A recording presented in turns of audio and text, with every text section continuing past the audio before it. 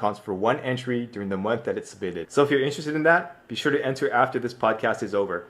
All right, back to the episode. And I was like, and I got really defensive, I was like, oh no, I never, no, this is investing and blah, blah, blah, and all this stuff, I was like, all this, you know what I mean? And I was thinking, but she was right, you know what I mean? And that's what can happen when people kind of like try and drag you down and say, hey, like you've been doing this for 4 years, it's not working. Why, why do you keep doing this? Like, don't you want to just, try something else? Like, let's go flip some houses or whatever, like it's on TV, everyone's doing it, or whatever. Like, but I don't blame those people when they say that, because I actually think a lot of it comes from our programming. So we've been taught that there's certain things, that like you do this, you get a job, you save your money, you put in an investment, a retirement account, and that, stocks is a sure thing, that's like wild speculation, that currency trading stuff. And so I understand that, like why people say that. And I don't actually fault people when they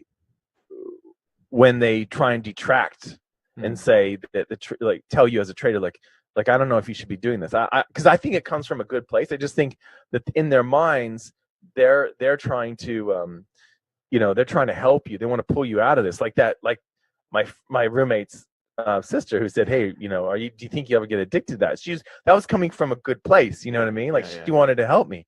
And so to me that's okay. I think the issue though is that it affects you as the trader. So if your wife thinks that you aren't going to be able to pull it off, you get that. Even if she doesn't say it, she doesn't even have to say it. Like, what she thinks about it. You know what I mean? So that's kind of the tricky part. And so I think sometimes what you can do is you can leverage that. You can go, well, what if I understand what you're thinking and I understand where you're coming from. What if I showed you what I'm doing? And we can, and basically you're like, your wife or whoever the person is, your significant person in your life is like the one who's concerned. Maybe you bring them in and show them your plan, right? That forces a couple of things. It forces you to be accountable, right? And to show that you're actually sticking to your system, kind of like a trading accountability partner. And two, it forces you to come up with a plan.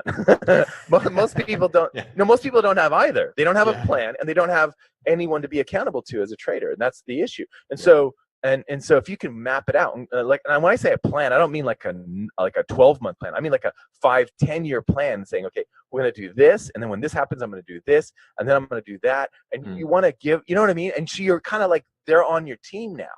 And so they can cheer you on, and every week you can say, look, this is, what my strategy is. You see my back testing numbers. This is what happened this week. This is why I think, this is why, you know what I mean? So it's more about empowering that person instead of what the natural instinct is to brush them off. Like I did with that, my friend's sister, who was like, are you going to get addicted to that? I just kind of immediately got defensive. So I think you can kind of flip it, and it's better for all parties in that way. But I don't know. I mean, that's the best thing I can come up with, because I know traders that have had that issue, that say, look, my wife doesn't think I'm going to, she's got no faith in me. What do I do? And so the best thing I can think of is to leverage it that way. I mean, I was really lucky because I was single when I was trying to figure out trading. So I didn't really have anyone to, you know what I mean? Like I didn't really have anyone to just friends and stuff. And they were all, I had a friend who was actually really good at it. So that kind of gave me hope and stuff. So so I don't know. I mean, it's a tricky thing. I mean, have you run into that in the past? No, I've been pretty lucky also. Like I haven't had to deal with that so much. And if I did, it was like online stuff, right? So you can just kind of ignore them or whatever. But but I think it stings also a lot sometimes, because there's an ounce of truth in there, right? Like, this might be addictive. So, you might, so you think about it and you're like, oh, maybe I shouldn't be doing this. But then, I think you're right. At the end of the day, I came to that conclusion also. Either you bring them in or you don't talk about it around them. And then just, because you're hanging out with that person for a reason. So go hang out with them for another reason, and just don't bring the trading into the relationship, right? So. Yeah, that's a great point. It's, it's funny how people who are close to you feel like that, they have a license to give you advice. Like it's one thing to ask, right? You can ask, but you can also you can ask and say, like, I know people, and I'm not, people that have gone and sunk a lot of money into mortgages, and done things that I thought, like just looking at the charts, just looking at the housing charts is a bad idea. But I never ever say, hey man, are you sure you're not over leveraged on that? Or are you worried about like the fact that like money is free now and everyone's got a lot of money? Like, do you not think that there's like an everything bubble like going on here? So I don't say that. And if I'm asked, I will tell, but I don't want to like be that guy. You know what I mean? Yeah. No, same here. Yeah. I used to do that a lot when I was younger. I'm like, and then when I got the other end of that, I'm like, okay, not so cool. So yeah, stop doing that. Right? Yeah. I think that's safe. Yeah. Okay, cool. Thanks, Walter. See ya. All information in this podcast is for educational and informational purposes only and is not trading or investment advice.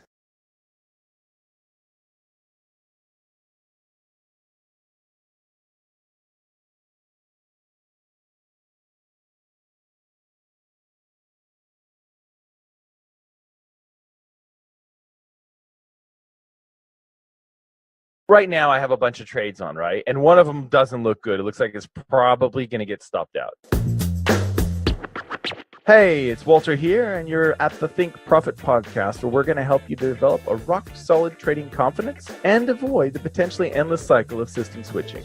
Right, Hugh? That's right. We're going to help you develop a wealth mindset, develop a trading strategy that fits your core personality, and help you overcome the obstacles that stop over 90% of traders. All right, Hugh, sounds good. You ready to go? Yeah, let's do this. Hey, Walter, so I'd be interested to find out what goes through your mind as soon as you lose a trade. Well, that's a good question, right? Like, other than the usual, damn. I think my perspective's changed over the years, I suppose. Like, I read once a trader who wrote something that I respect this trader, but I totally disagree. And he said that every time you have a losing trade, I truly believe the markets are trying to tell you something. Like, there's a lesson there. I can see that angle. Like, I can see where you would say that, but I disagree. I don't think so. I think, like, it's like, if you think about it, like genetics, like it's kind of like genetics. Like, some of your genetics, you're probably happy about, like the hand you were dealt with, the dice that came out in terms of your DNA. And then some of them you're probably not so happy with. And I think of the same with trading systems. So the number one thing I want to make sure of when I have a losing trade is that I did the right thing. By taking the signal. You know what I mean? And obviously, I don't have this problem anymore. I used to have the problem of moving my stops. So I ended up with a different trade. So I had a trade where I was risking 2%, for example. And then because it got so close to my stop, I'd move my stop. And then I ended up risking 3, 4, 5% on the trade because I wanted to be right. So I don't do that anymore. And then I kind of swung the other way where, as soon as the trade kind of went against me, like 50, 60, 70%, I would bail out of those. And I found out that my testing had shown that it's actually more profitable to let it ride. So that's kind of how I trade now, is I let it ride. But the number one thing I want to make sure of when I have a losing trade is that I didn't fail in the execution. That's really it. Because that still can happen, right? Like, you get in late, or you take a signal that's not really that good, or, those sorts of things. I'm sure you've had experience with those as well. Yeah. I mean, that's the number one thing I look for. Like, I go to the journal it, take a look at the before and after screenshot. 9 times out of 10, it's going to either be like a 1 or, like it was a poor trade, a poor entry, or it's going to be a 4, like an excellent entry. So even if I have a losing week and I have like 2 or 3 1s there, I'm like, I'm okay, because those are just poor trades, so I can improve on something. But if I'm losing and they're all 4s, then there's something to look at, right? That's right. I mean, I think you've nailed it. That's where I think the major gains are made in trading, is by just keeping your eye on the ball, which is execution. I really do believe that. Hey there, I hope you're finding this episode useful. I just wanted to let you know that Walter and I give away something valuable every month that helps traders improve their skills. You can enter to win by simply leaving an iTunes review and leaving a comment on our YouTube videos. At the end of each month, we'll look at the comments and reviews from the month, and we'll pick a winner at random. Each comment and each review counts for 1 entry during the month that it's submitted. So if you're interested in that, be sure to enter after this podcast is over. All right, back to the episode. The other thing I wanted to say was, like, for right now, I have a bunch of trades on, right? And one of them doesn't look good. It looks like it's probably going to get stopped out, okay? And I think I have 5 on right now. So I was looking at this morning, actually, thinking about, like, what did I and like all the other ones look fine. It's just this one, you know. Yeah. And they're all, and people would probably call them correlated too. Like people would say, why are you selling the Aussie Swiss and the New Zealand Swiss and the Aussie dollar and the Kiwi dollar? Well, actually, it's not, obviously, because one of them's probably going to get stopped out. Maybe it already has stopped out while we're sitting here, and the other ones don't look like they're really going to get stopped out. So you know what I mean? Like I always consider them to be independent, and so as long as my execution is right, I feel like I'm doing the right thing, and I don't necessarily think that like I missed out on a lesson. Like I didn't see something that the market was trying to show me. I think that's the road to over optimization, and I think that's dangerous. So yeah. When I first started, also that's a good point. Like I would think that every losing trade had a problem, so I would like beat myself up over the losing trades. And if I didn't really look at it closely, but if I went back to it, probably 50-60% of them were good trades, but I was just beating myself up over a loss, and it was, you know, I wasn't there to learn anything. It's just a losing trade. Yeah, and that's because when we first start out, I believe when we first start out, our self-esteem, like our trader self-esteem, comes from our win rate, right? And what I'm trying to say is I'm trying to shift that to execution. I want my self-esteem, my trader self-esteem, my confidence to come from how far am I straying from the optimal execution point, you know? And so that's a different focus, right? And if you look at the free forums, like all the free factory forums, people they're always like, it's almost always about win rate, you know? And it's everything is about, oh, this is a high win rate, this is a great system. It's like, you know, they're not really, in my estimation, they're not really zooming in on the thing that's going to help them the most. I think if you stick with it long enough, you'll get it, but it's just a bit tricky in the beginning. Yeah, for sure. Cool. All right, thanks, Walter. Thanks. All information in this podcast is for educational and informational purposes only and is not trading or investment advice.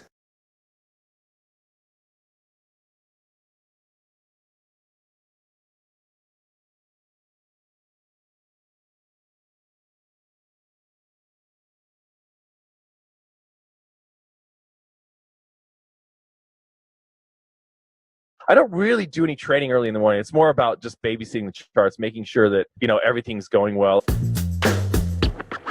Hey, it's Walter here, and you're at the Think Profit podcast, where we're going to help you develop a rock-solid trading confidence and avoid the potentially endless cycle of system switching. Right, Hugh? That's right. We're going to help you develop a wealth mindset, develop a trading strategy that fits your core personality, and help you overcome the obstacles that stop over 90% of traders. All right, Hugh, sounds good. You ready to go? Yeah, let's do this. Hey, Walter, I'd be interested to hear about your morning routine if you have one. Sure, yeah. So what I like to do in the morning is first I will wake up and I will go and see if the kids are living.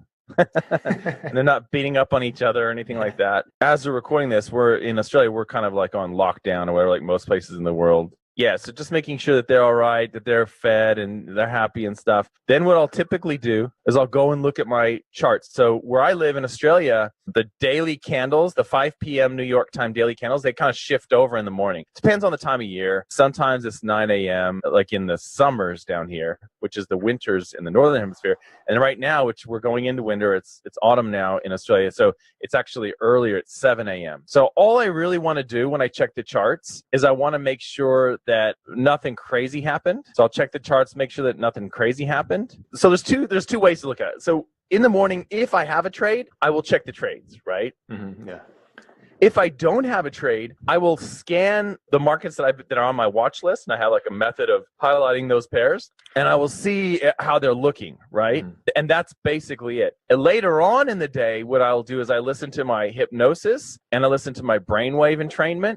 And I will usually do that if I'm doing any sort of back testing or if I'm actually entering my orders. I usually enter my orders. So the Asian session, I'll be 9 a.m., 8 a.m. around there, London time. And again, that shifts depending on the time of year. But that's when I will kind of like do my quote trading routine where I put my brainwave entrainment on. Sometime during the day, I try to find 25 minutes to do my hypnosis. If I'm back testing, I definitely do brainwave entrainment before doing my back testing. So that's more of my routine for back testing. I feel like traders need to be really careful and vigilant with their back testing. So I try and treat it as much like a trade taking process as my normal. So I don't really do any trading early in the morning. It's more about just babysitting the charts, making sure that, you know, everything's going well. Like if I have my trailing exits activated, just making sure that the virtual private server, the VPS, are actually like on, because sometimes they'll reset and you have to turn on your MetaTrader and all that all over again, like just to make sure that it's on. But that's basically it. I don't really do any trading early in the morning. I do more just checking, and then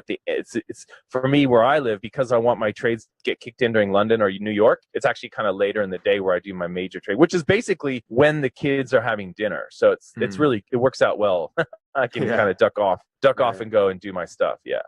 Hey there, I hope you're finding this episode useful. I just wanted to let you know that Walter and I give away something valuable every month that helps traders improve their skills. You can enter to win by simply leaving an iTunes review and leaving a comment on our YouTube videos. At the end of each month, we'll look at the comments and reviews from the month, and we'll pick a winner at random.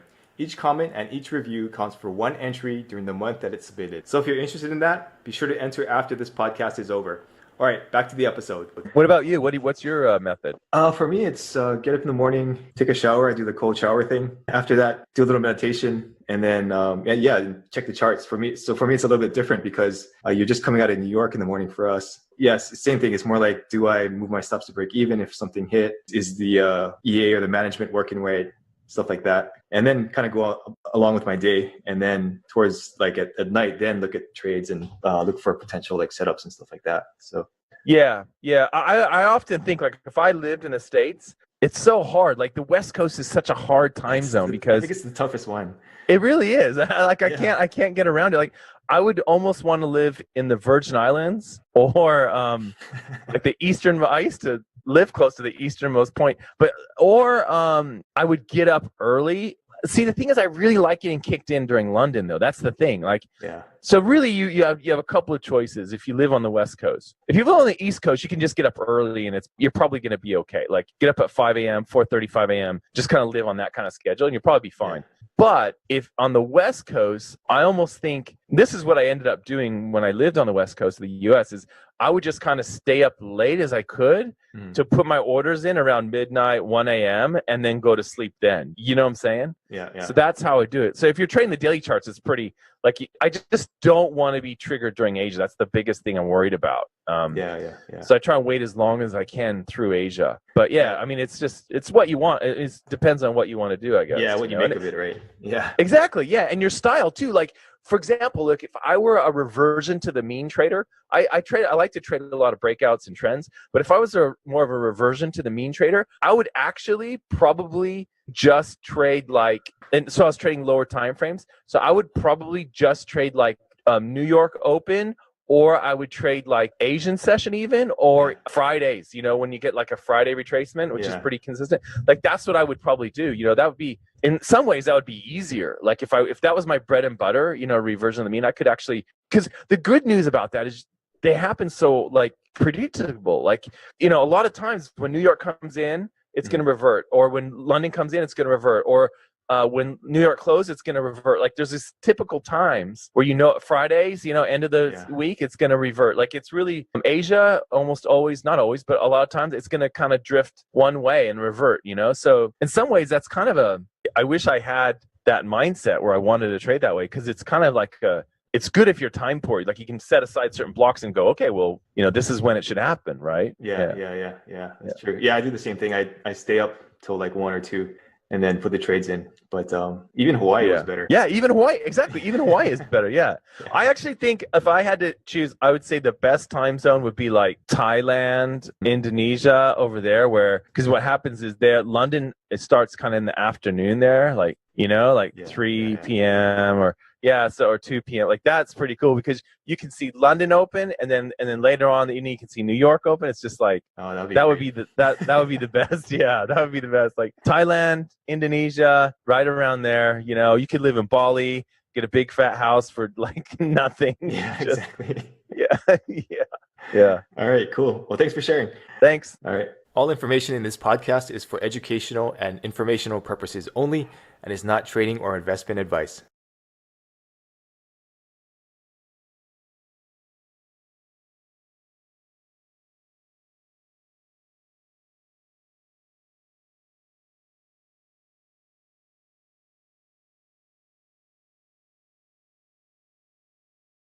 I recently stopped watching Netflix. I realized the programming was a lot of gloom and doom and end of the world kind of stuff.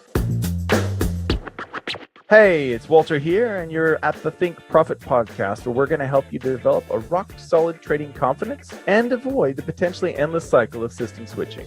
Right, Hugh? That's right. We're going to help you develop a wealth mindset, develop a trading strategy that fits your core personality, and help you overcome the obstacles that stop over 90% of traders. All right, Hugh, sounds good. You ready to go? Yeah, let's do this. All right, Walter, let's talk a little bit about the media and that effect it can have on your mindset.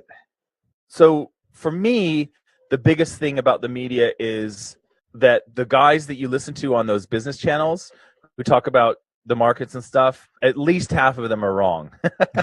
Yeah.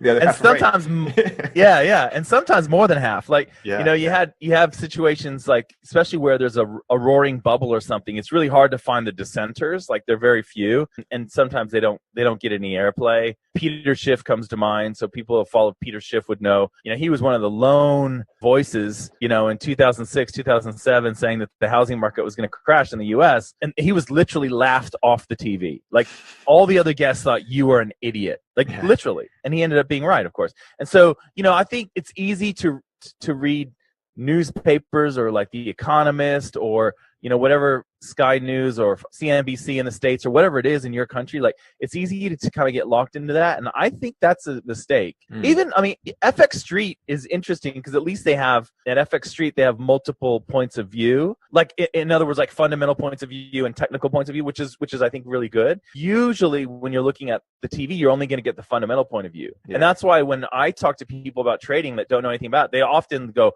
wow, how do you keep on track of all the world events and stuff like that? Like, they always talk about that because they assume that's what it is. Yeah. And that isn't really necessarily the case for a lot of retail traders who are technical like I am and you are, So, so I think the problem with that is the social proof. Like, you get into following that cognitive bias called social proof, and you guys can look that up, but essentially, following what everyone else does. Yeah. And I think that's the issue with the media. For me, like, that's the biggest one, is that you can kind of get sucked into that mindset. Well, if everyone says the euro is going up on TV, it's going up, right? Like, there's all these reasons why, or it has to go up, or, oil has to go up, it's almost at zero or whatever. Yeah. So. Hey there, I hope you're finding this episode useful. I just wanted to let you know that Walter and I give away something valuable every month that helps traders improve their skills. You can enter to win by simply leaving an iTunes review and leaving a comment on our YouTube videos. At the end of each month, we'll look at the comments and reviews from the month, and we'll pick a winner at random. Each comment and each review counts for one entry during the month that it's submitted. So if you're interested in that, be sure to enter after this podcast is over. All right, back to the episode. Yeah. I guess I can't fault a lot of traders for doing that, because when you're starting out, you kind of need that frame of reference, right? It's something to look at. But yeah, it definitely can affect. And you never know what the agendas are behind some of those tips or whatever, right? So yeah, that's a good point. Like, in Australia, the number one advertiser in Australia in all the papers, all the newspapers and stuff, it's the real estate market. So the local newspapers, they're reticent to talk about anything in terms of like a bubble or anything like that, because that's their livelihood, right? They literally make their money. Like, if it weren't for real estate agents advertising, I don't see how they would exist. Like, it's just crazy. So these newspapers, you have to keep that in mind. Like, where are they getting their money from? And same thing. Like, every time you see someone on CNBC or whatever on those business channels, a lot of times they're fund managers, right? And that's why I think they're supposed to disclose, right? They're supposed to disclose, like, oh, I don't hold any positions of United Airlines or or whatever. Yeah, because they know that they can kind of sway opinion. Which is crazy when you think about it. Like, these they can sway opinion just by a 15-minute presentation on TV and a quick little 5-question interview, and like all of a sudden that changes, the demand for a stock or something like that. So it's that is crazy. It's pretty crazy, really. Yeah. Maybe we can take it one step further. Also, like, I recently stopped watching Netflix. I realized the programming was a lot of gloom and doom and end of the world kind of stuff. So what do you think about that? Like, just the overall general media. Yeah, it's so funny you say that. I have a friend from high school, and she's like an exec at Netflix, and she posted something on her Facebook, and I'm like, dude, what is that? Like, what? And she's like, oh, she was at Nickelodeon, and then she jumped ship to Netflix, and she's like, oh, that's like a show on Nickelodeon. I'm like, oh, like, it was the character, like a cartoon character or something. I'm like, but someone drew it on the ground or something, or like in concrete or something, like wet concrete or something. I'm like, dude, what is that? It looks like a dead horse or something. And she's like, no, that's like a cartoon that I worked on at Nickelodeon before I went to Netflix. And it's interesting because I think if you follow the money and see where, like, who owns what, it's really interesting to see. Like, there's some really good books on this. Maybe we can post them in the show notes. There's some really good book. Yeah, they're really, really good books on which corporations own which. It's a kind of a giant shell game, and you can kind of see like what the agenda is. Like, what would happen if you become fearful of a certain thing? What are people likely to do? What are they likely to buy? What are they likely to seek? All those sorts of things. And we know, for example, like if you blast a headline on the internet or on a newspaper that says something really great, like, oh, amazing, girl who lost legs can walk again with bionic legs, right? You put that on there versus, girl dies in a tragic car accident last night and her family's so sad. Like, you know what I mean? They know which one is going to get more eyeballs on it. They know that it's the gloom and doom, right? And it's so interesting. Like, the people that I know who don't spend a lot of time, and I don't watch TV, I would say though that it's hard, even when you're on the internet a lot, it's hard to kind of switch off that news sometimes because it kind of comes into your face. Like, they make it really easy. So yeah, that's difficult. But the people I know who don't spend a lot of time watching TV, like, they seem happier. You know what I mean? Like, it's obvious. I noticed that too. Like, I'd stop watching for a week and then I'd watch for a week and then I was noticeably like a little bit, not depressed, but just like not as happy. Yeah, it's so weird. It's like they need it. They need that fear to make you pay attention. Like, fear makes you pay attention more than I think that's kind of how we're wired. I don't fault them because that they do that, because if you think about it, like, when do you really want to get healthy? Well, when you have a health scare, right? Like, people don't walk around going, oh, I don't want to get fat. I don't want to get fat. I don't want to get fat. Or I don't want to get heart disease. I don't want to get heart disease. I don't want to get heart disease. What happens is they get a scare and the doctor says, dude, you got to lose 20 pounds or something happens to your heart or whatever. And then you're like, holy crap, I need to get healthy. Like, it's always you know what I mean? Like, your doctor gets paid when you're sick, right? Doctor doesn't get paid when you're healthy, sort of thing. So yeah, I think that's kind of how we're wired. We just think that things are going to keep going the way they are until something scares us. And that kind of shocks us out of our sleep. And we go, whoa, what's going on here? We have to pay attention to that. And I think it's kind of inbuilt the way the way we're wired. Yeah, that's true. And that's what sells. So, that's what keeps them in business or whatever. So I get that too. Yeah. All right, cool. Thanks, Walter. Thanks. All information in this podcast is for educational and informational purposes only and is not trading or investment advice.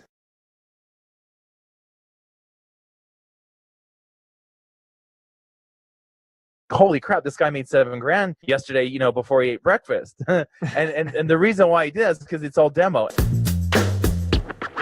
Hey, it's Walter here, and you're at the Think Profit podcast, where we're going to help you develop a rock-solid trading confidence and avoid the potentially endless cycle of system switching. Right, Hugh? That's right. We're going to help you develop a wealth mindset, develop a trading strategy that fits your core personality, and help you overcome the obstacles that stop over 90% of traders. All right, Hugh, sounds good. You ready to go? Yeah, let's do this. Hey, Walter, today we could talk about performance envy. Performance envy. Like, you look at all these traders that are supposedly successful or whatever on Instagram, or like you see some actual results or whatever, and you get envious and you're kind of trying to catch up or whatever. So what are your thoughts on that? Yeah, that's a really good point. There are two things I would say about that. Number one, do you know the old, you've probably heard of this, but it's the old, what they used to do for like stock tip newsletters. There was a trick that they would run to get subscribers. Have you heard of this? It's No. like where they send. So what they do, and this, they can do this online too, and I'll talk about that. But basically what they used to do, and the reason why I'm thinking of this, because my friend just asked me this question this week. He's getting into trading, and he's like, man, these guys are new. They just started trading last month, and they're already making this amount and all that. And he's like, what's going on here? And I said, well, you got to know the old stock tip newsletter hack. So what they would do is they get these mailing lists, right? And they would send out free stock tips, buy Apple, buy Google, whatever. But half of them would get a buy recommendation, half would get a sell. And then the ones that did well, they would keep sending them. And they would split it buy and sell. So basically what happened is that after a few months, they would have a certain fraction of their mailing list that had like unbelievable, like 100%, you know what I mean? Like every everyone, they couldn't go wrong. So then they signed up for the paid subscription. And that's what people do online too. So here's a couple of tips. So when you look at these guys like on Instagram or Facebook or whatever, and to a degree also on YouTube, what you'll see is like these guys posting these outrageous, screenshots, right? And so what a couple of things to look for are, I think in MetaTrader, if it's a demo account, I think the order number starts with a 1. So if you see that, right away, that's bullshit, right? Okay, and the other one is like you'll get these guys that are doing like 100-lot trades. Okay, if you have a 100-lot trade and there's no slippage, like it's bang on hitting your 9-pip profit target or whatever they're going for, then it's also like that's not real, right? That's a demo account. So it's only on a demo account that you don't get the slippage, because 100 lots is about as much as you can do in retail forex. Yeah, it's really hard to get those through, you know what I mean? So yeah, I mean, you can go current X and stuff like that. You can step it up, but really, if you're looking at these, especially on Instagram, like they're famous for it, right? And Facebook, you'll see these guys and they're posting their screenshots like, holy crap, this guy made $7,000 yesterday, before he ate breakfast. and the reason why he did is because it's all demo. And they can do the same thing that I was talking about, the stock tip newsletter thing. What they do is they have multiple demo accounts.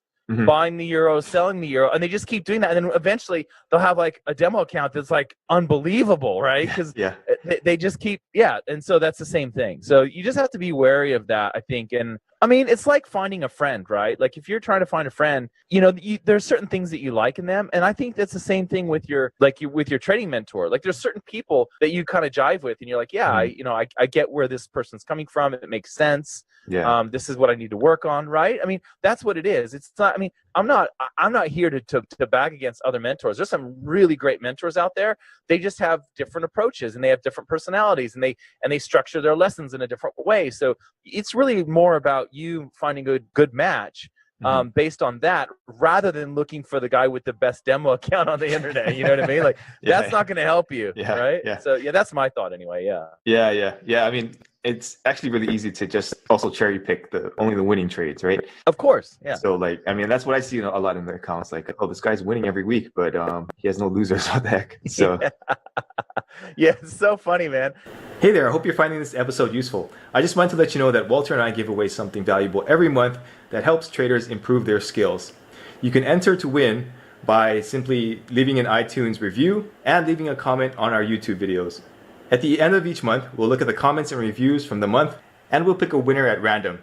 Each comment and each review counts for one entry during the month that it's submitted. So if you're interested in that, be sure to enter after this podcast is over. All right, back to the episode. And as far as the jealousy part of it, I guess, which is the other thing you're talking about, I think that comes with a lot of self-reflection, like knowing who you are. Like it's easy for me. For example, I've had a bunch of losing trades in a row the last couple of weeks. Although yesterday I got one that looks like it's going to work out, which is great. It's great to get back on the horse and all that. But, it's easy sometimes when your confidence is low, when you're in a losing streak, to think things like, oh, man, if I was just trading, the 1-hour chart instead of the daily chart, I would have been able to get in and out and, and those sorts of things come up, especially when your confidence is low. So I think for me, it's really more about knowing who you are as a trader and locking into that rather than trying to be someone else. And so, you really want to early on define, okay, look, I've got a job. I'm home at 7:30 p.m. So that means I'll check the charts, at 9, from 9 to 10, I'll check the charts. I'll put my orders in. The next morning at 5:30, when I get up in the morning, I'll check my trades, maybe move to break even or whatever I need to do to manage them. You kind of have to set your life around that. Or you're like, oh, I'm retired. I'm 65. I've got all this time. Maybe I will trade the New York Open, and maybe I will get up early in the morning and just, you know what I mean? So it's really more about, knowing yourself, knowing what kind of lifestyle you want to have as a trader, because it's hard to trade the lower time frame charts. Like it's hard. It's not only is it addictive and that affects your brain, but also it's hard to like maintain that much focus for that long. It's like being a pro athlete, literally. Like you have to be so on it all the time. That's why a lot of those people who trade the lower time frames, they take big breaks. They take breaks during the day. They take breaks during the year. They take a lot of time off where they just unplug because they realize the importance of being really on it, on their game when you're executing. Execution becomes so critical when you're trading those in and out trades, those scalping type trades that everyone thinks are so sexy. Yeah. And I think they also limit themselves right to like 1 or 2 hours a day sometimes. Yeah, absolutely. Yeah. Also, I think trading seems deceptively easy. Like people think, oh yeah, you just learn the system and then you just make all this money. But then in reality, it's not that simple. And then you beat yourself up about, oh, I can't make the system work. And then you go down that rabbit hole, right? Yeah. Yeah, you're right. You're absolutely right. That is the biggest misconception of trading, I think, is what you nailed it, is in the beginning, it's about the system.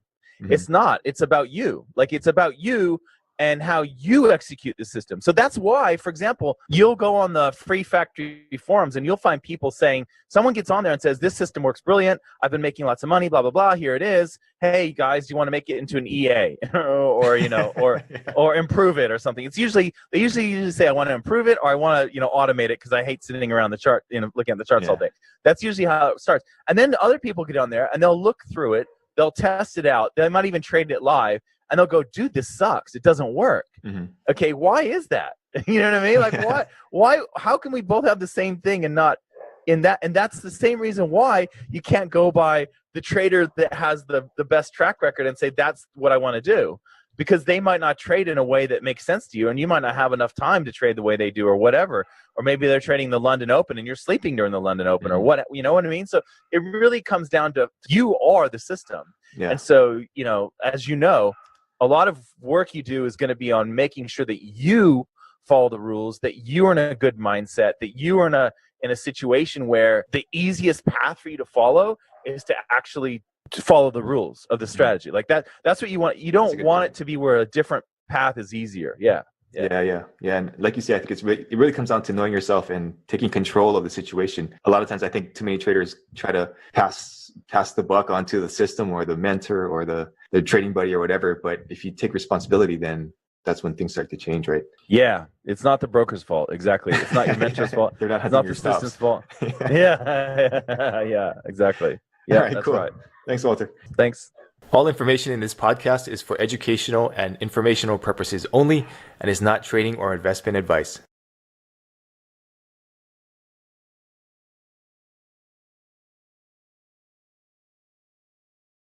Yeah, and it also helps you cut out what you don't want to do in your life. Yeah, that's true too. Hey, it's Walter here, and you're at the Think Profit podcast, where we're going to help you develop a rock-solid trading confidence and avoid the potentially endless cycle of system switching. Right, Hugh? That's right. We're going to help you develop a wealth mindset, develop a trading strategy that fits your core personality, and help you overcome the obstacles that stop over 90% of traders. All right, Hugh, sounds good. You ready to go? Yeah, let's do this. All right, so I know I've done this before, and I don't know if you have, but sometimes you tell somebody, just snap out of it. As we both know, it's not that easy. So, or there's some other steps you can do or help somebody with to get them out of a situation or a mental like block or whatever, instead of just saying snap out of it. You know, I think that's a good point. One of our friends that I've worked with, her name's Nicola, and she's a great trader. She was saying, she went through the trading psychology course that I created, and she was saying that her turning point was that. She's like, I remember, you know, in one of your videos, you were saying you just need to take responsibility. You know what I mean? Which is basically what you're saying, and that's really it. And so there's a couple of different ways to do that. Like you can, if you're journaling and you have a list of your trades, like you can literally pinpoint what went wrong on each trade. And we're not talking about losing trades here. So if your answer is anything but it was bad luck, it was bad luck, it was bad luck, it was just a loser.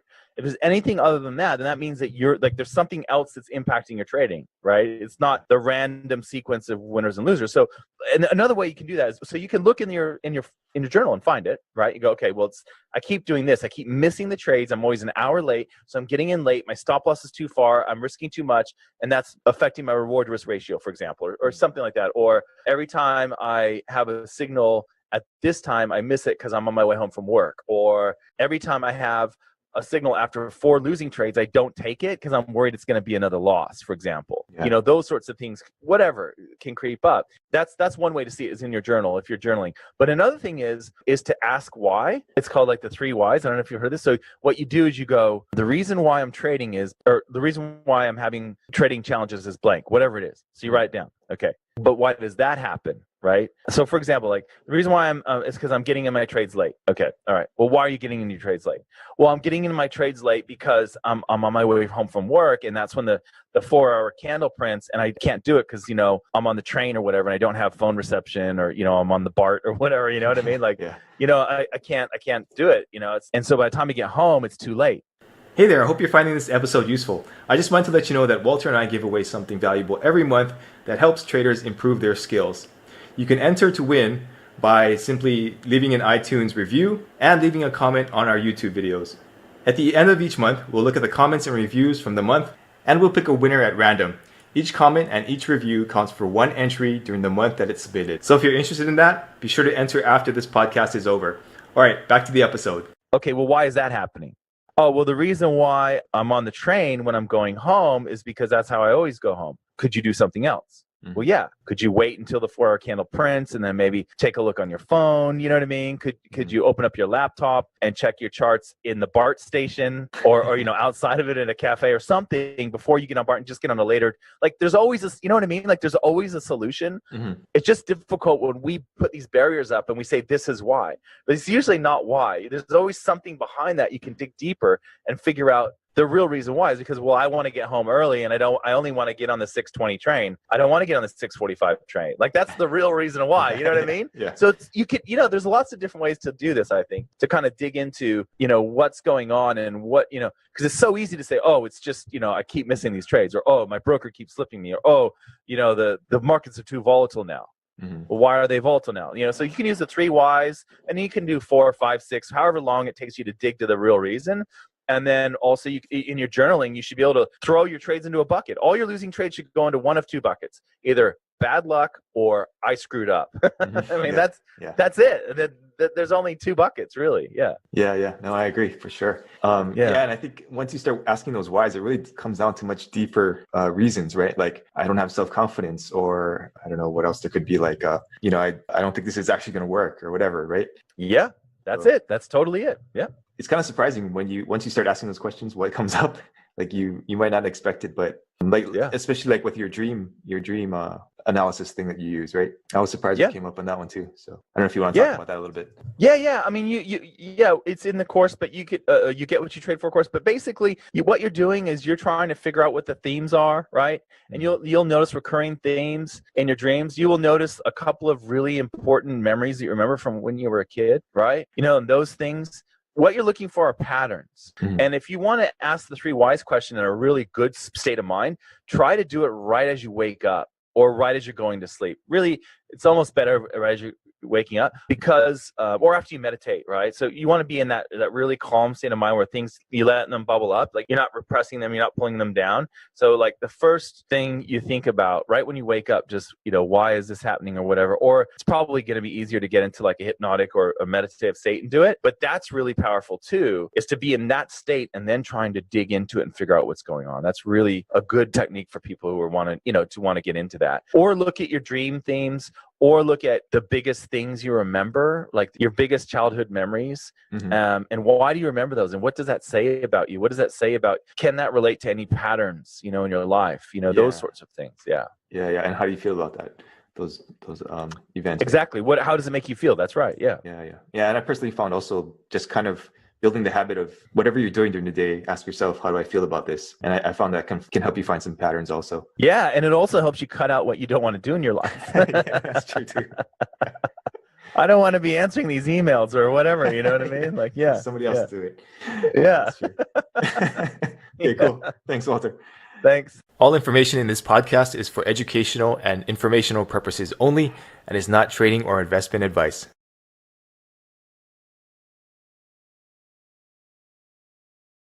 And then once they get that, then they can become, like a star tennis player or whatever, like, expert on AI.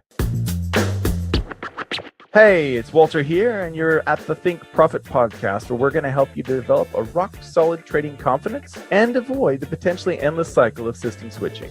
Right, Hugh? That's right. We're going to help you develop a wealth mindset, develop a trading strategy that fits your core personality, and help you overcome the obstacles that stop over 90% of traders. All right, Hugh, sounds good. You ready to go? Yeah, let's do this.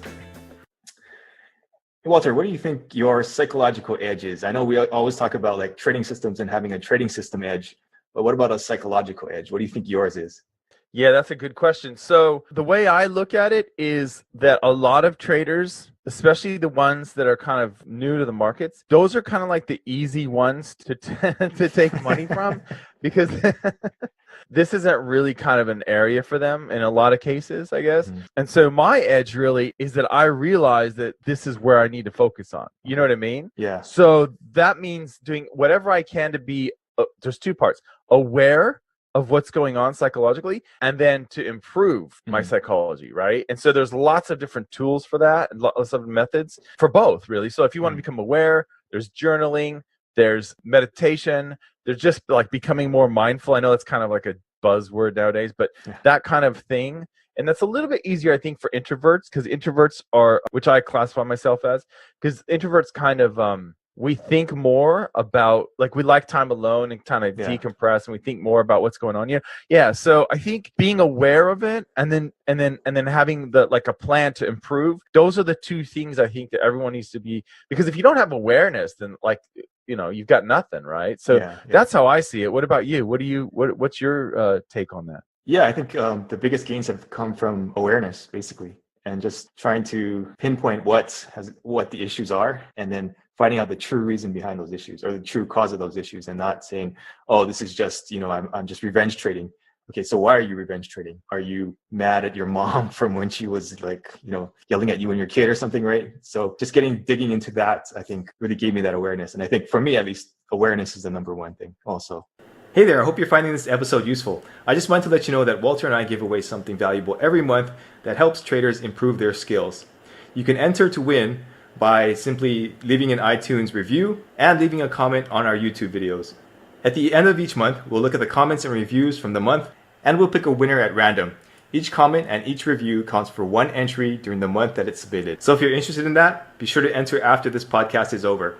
All right, back to the episode. Yeah, that's so true, man. Yeah, like, you just really need to start at awareness. You know, it's like a kid, you know, when they're growing up, they first got to get their motor development down. Like, if they can't, you know, use their voice and walk and use their legs and their hands and their fingers, like, they got to get that first. And then once they get that, then they can become, you know, like a star tennis player or whatever, like, you know, expert on AI. Yeah, exactly. Yeah. And so that's it. Yeah. So yeah, I'm totally down with that. Like, for most people, like, journaling is going to be the easiest thing, but I think you have to be careful, because journaling is, you know, people think, like, and I thought I did this when I first started doing my journals. All I really did was I would take a screenshot of my trade. I actually found my old journals from like 2004 or something. No, 2005, 2006. Yeah. And so all I did was I took a screenshot of my trades, I printed them out, and then I wrote kind of like what the trade was, like what system, why I took it. And you know what I mean? So I had a before and after shot of all my trades, and that was cool. But that's not really what we're talking about, right? Like, we're talking about, what do you think, you know, or what? And so it's more of almost kind of like a diary of your trading development. And that's really good. And I have those too. But yeah, that's kind of the key, I think, is for awareness, is to dig into that. And it's so much better if you write it than type it. And I know everyone wants to, and some people, maybe it makes sense to speak it, you know, and there's enough text, you know, voice to text things software out there that can do that for you. But, you know, it's really tricky to do it right, because it's so easy to, like, say you have a trading journal, but that might be just kind of like a trades journal, you know what I mean? Not a trading journal. So there's a difference. Yeah, it's interesting you mentioned that, because I've been going over mine right here, and it's just kind of like a little notebook that I check off. Okay, these are the trades I took. This was the result. From there, then I put it into a digital journal. But I found that, like, just marking it off like this really helps me, at least during my trading. Yeah, and it activates a different area of your brain, and you'll remember it better and all that. Yeah, it's so easy to get sucked into the you know, the fancy online tools and stuff. And there are great trading journals out there, but I think that's the way to do it for sure. Yeah, I think part of it is also discouraging, right? Like, when these journals are too complicated and you have to fill like too many forms, I was like, screw that, and you just stop doing it. So, all right, cool. Thanks, Walter. Yeah, thank you. All information in this podcast is for educational and informational purposes only, and is not trading or investment advice. Last month, I heard about this guy who, like, some crazy returns in his trading, and his secret is basically mushrooms. So, like, I don't know how sustainable that is, but you know, trading on mushrooms. Hey, it's Walter here, and you're at the Think Profit podcast, where we're going to help you develop a rock-solid trading confidence and avoid the potentially endless cycle of system switching.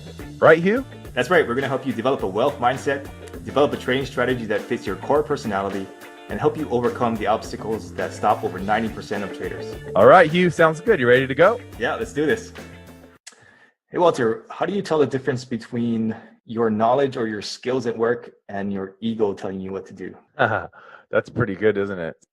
For me, that would be execution. So like, ego's tricky, isn't it? Because I think as traders, that becomes one of the biggest challenges the better you get. And if you've ever seen this among other traders, like who've been around for a long time, you will see the ego creep up. And I think it's interesting because I think as we develop as traders, a lot of things kind of, get easier, I guess, so to speak, in some ways, with experience. Yeah. That's the one thing I think that's not. The way that you phrased it was, how do you know if it's ego, or what was the other thing? Yeah, when you're making a trading decision, how do you know if that decision is coming from a place of knowledge and skill, or of your ego trying to take over and run the show?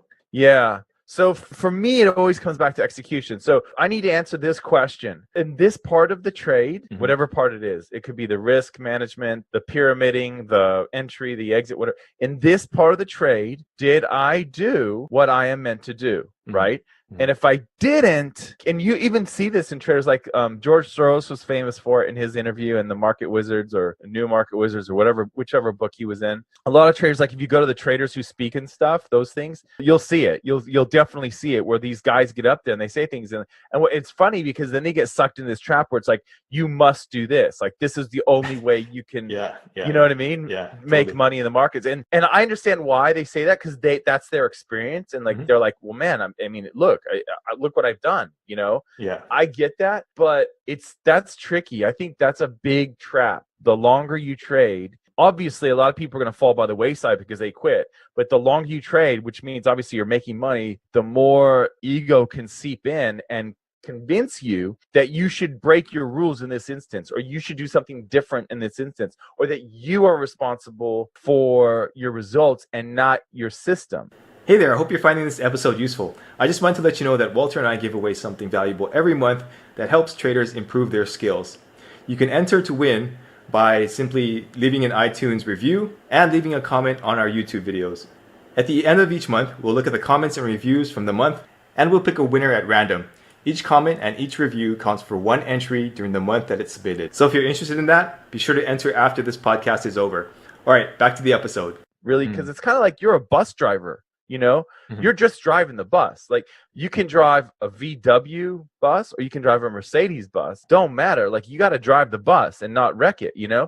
So that, to me, boy, man, like, if you can't, that is a really good question, because trying to disengage those two things is, it's a common one, I think. I really do. And I think if you go, like, you guys can go out and look on the internet and see, like, do you hear any traders saying, like, really kind of beating their chest and saying, this is the only way you should do that. You should always do this. You should always do that. Pretty common. A lot of times, they're not saying that because, they're trying to lead you astray, but they're saying that because they're coming from their experience, So, I mean, I can't speak to their motivations, but I shouldn't say that. But I think in a lot of cases, they're actually well-intentioned. It's just sort of like, that's all they know. You know what I mean? Yeah, and that's all they can prove also. Like, in terms of a track record, that's what they can prove, right? So that's what they're going to talk about. So it makes sense from that standpoint.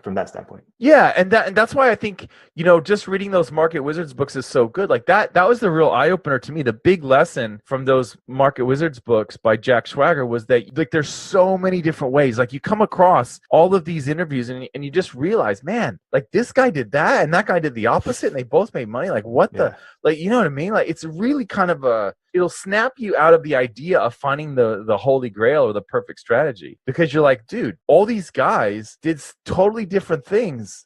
You know what I mean? And look what happened. Like, it's crazy. So I really like how that, that can help you see trading for what it is, which is really it's a personal journey to match up what you should be aligned with, like what makes sense to you. Yeah. So. Yeah, for sure. And funny story, last month I heard about this guy who like some crazy returns in his trading, and his secret is basically mushrooms. So like, I don't know how sustainable that is, but trading on mushrooms. So he takes the psychedelics And then he uses those to kind of see the future or something, or like how does he? I think he feels the market flow better or something like that. I don't know what that's going to do to your brain long term, right? But like, it's an interesting thought. Yeah, that is crazy. It makes me wonder if you can't just achieve that same thing through a different means, through like a non-chemical means or something. That's what I'm thinking too. Interesting. Yeah, for sure. Yeah, it is an interesting thought, though. All right, cool. Thanks, Walter. Thanks. All information in this podcast is for educational and informational purposes only and is not trading or investment advice.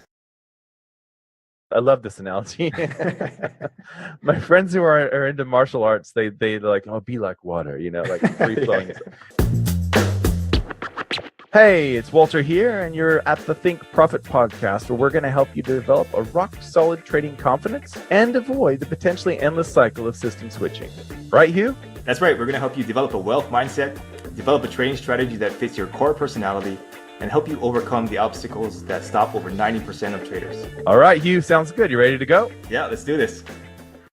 Hey, Walter. So there are some things that I used to say to myself, like, that's not possible, or you're so dumb, or I used to ask for permission a lot. And I realized that I was programmed that way partially because I was telling myself that on a daily basis. And have you come across, what were some of the things that maybe you were programming yourself with just by your speech? Right. So it's interesting, the way I see it is, I guess you could say that I'm programming myself, but the way I see it is that it's kind of like water. So water will go down the path of least resistance, right? Like down the side of a mountain, and that becomes the river, right? Yeah. Okay. For everyone watching this, everyone listening to this, I think what happens is you go down that path of least resistance. And where does that come from? It comes from your experience. So it's exactly what you're saying, Hugh. It's the things that you've heard before in your family, like growing up, and that kind of becomes what you say to yourself. So in a sense, you do program yourself, but that comes from your experience, right?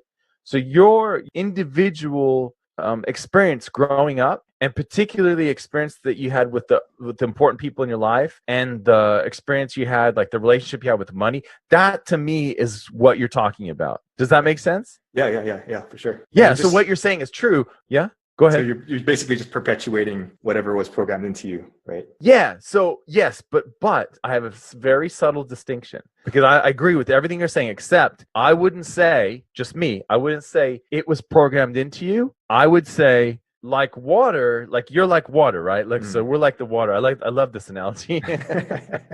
My friends who are into martial arts, they like, be like water, like free flowing. Anyway, I wish, some ways I wish I was like a Bruce Lee, and I'm not. But anyway, so you, or I should say Jackie Chan. I guess Bruce Lee is old. That dates me, doesn't it? Yeah.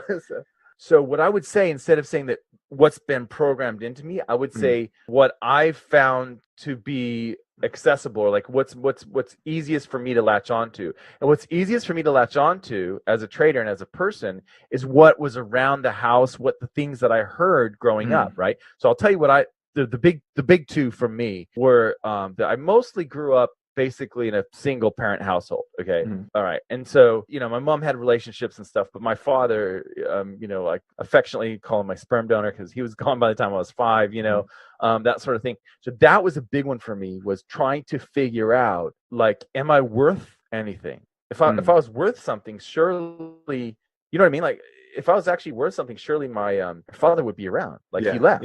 So I must be worthless. You know what I mean? So that's number one. And number two is, my mom would always say things like, my mom was brilliant. Trust me. She did a great job with her kids. Unbelievable. Okay. This is nothing against my mom. I love my mom. She was literally unbelievable, the things that she was able to juggle at the same time. Amazing. So, but what was interesting was that, she would say things like, we can't afford it. And especially, money doesn't grow on trees. Where do you think we'll get the money from? So those two things, so kind of like a low self-worth, and this thing about money, which is like so hard to get, when in reality, if you think about it, and money is probably one of the most replenishable resources on earth.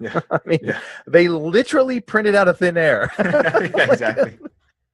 You know what I mean? Ask any central bank. So that was actually wrong. Like, in both things, I was wrong. Like, the thing to do with my mother and my father had nothing to do with me, right? Mm-hmm. And then the thing about money is that money literally is probably one of the most replenishable resources in the entire globe. So that was for me, like, and so what I would say is those things, I use those things to program myself. You know what I mean? I pulled on those things because they were so accessible, because they just were easy, and that was the path of least resistance, is to rely on those crutches. And so I had to like overwrite those, you know what I mean, and say no, like logically, you can do that two ways. You can do it with logic, and you can do it with simple, like almost like emotion, or like like psychedelics, or like subliminals, or anything like that.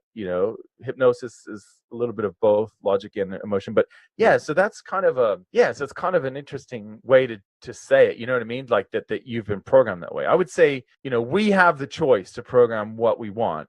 And your subconscious is only, to me, your subconscious is like a dog. Like your dog can go and fetch that paper for you every morning.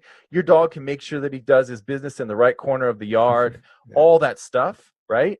Or your dog can attack, everyone who comes to the door and can poop all over the place. You know what I mean? Like that's your subconscious. You just have to train it the right way to what you want, and that's what will work. You know what I mean? Like that's how I see it. I believe that everybody's kind of programmed a certain way.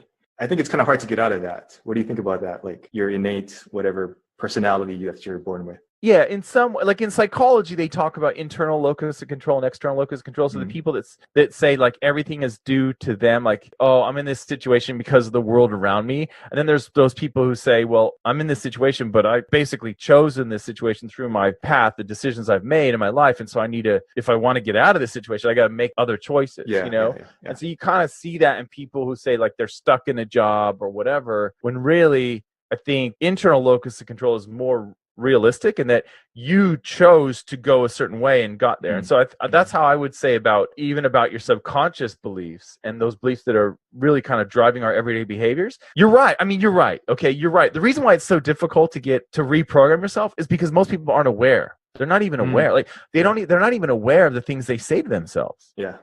Like, you know how they do like time management courses? They'll say, okay, write down everything you did for like a day or a week or whatever. And then you have a list and you go, oh my God, I've been wasting my time. Like, you know what I mean? I never do work. I'm always on Facebook. Yeah, exactly. Yeah, exactly. Yeah, exactly. Well, it's kind of the same thing, I think, with your subconscious, where if you actually took inventory of the things that you say to yourself and the things that you think and the thoughts that you think, you'd be like, hang on. So what's like my driving belief system here? What's going on? Like, and those will kind of come up in your self-talk. Like you get a little tiny glimpse of that when you pay attention to your self-talk. So I think you're definitely on the right track. I think, like from my point of view anyway, like thinking that way. But I think we just have to remember that we choose, like we literally choose how to run, like which programs to run, how to run them, and we can become aware of those. And another thing you can do is when you wake up in the morning, just start writing. Right when you wake up in the morning, you're in the hypnopompic state. So hypnagogic is when you're going to sleep. Hypnopompic is when you're waking up. And you can literally, in either state, it's a little bit harder to do when you're going to sleep for obvious reasons. But when you wake up, if you can just kind of write stream of consciousness, like in an emotional journal or something, and see those things, and likewise, when you go to sleep, you can make like a really strong fist, really tight, and then as you're falling to sleep, you'll start to feel it kind of relax, and that's when you're going to sleep, and that's when you should start thinking things that you want to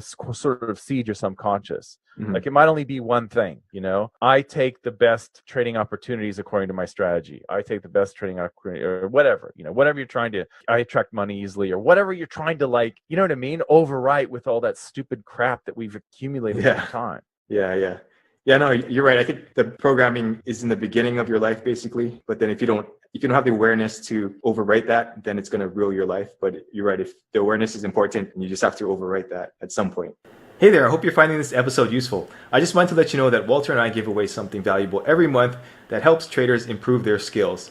You can enter to win by simply leaving an iTunes review and leaving a comment on our YouTube videos. At the end of each month, we'll look at the comments and reviews from the month, and we'll pick a winner at random. Each comment and each review counts for one entry during the month that it's submitted. So if you're interested in that, be sure to enter after this podcast is over. All right, back to the episode. Yeah, I have to say, man, it kind of makes me sad, but like where I live, I have to walk by in the States we would call it the projects, okay? But it's not. They call it something else here in Australia. I forget, okay? But where I live, I don't have to, but a lot of times I walk by. I usually ride my bike and walk. I don't like to drive a lot. And where I live, you don't have to, right? Everything's right here.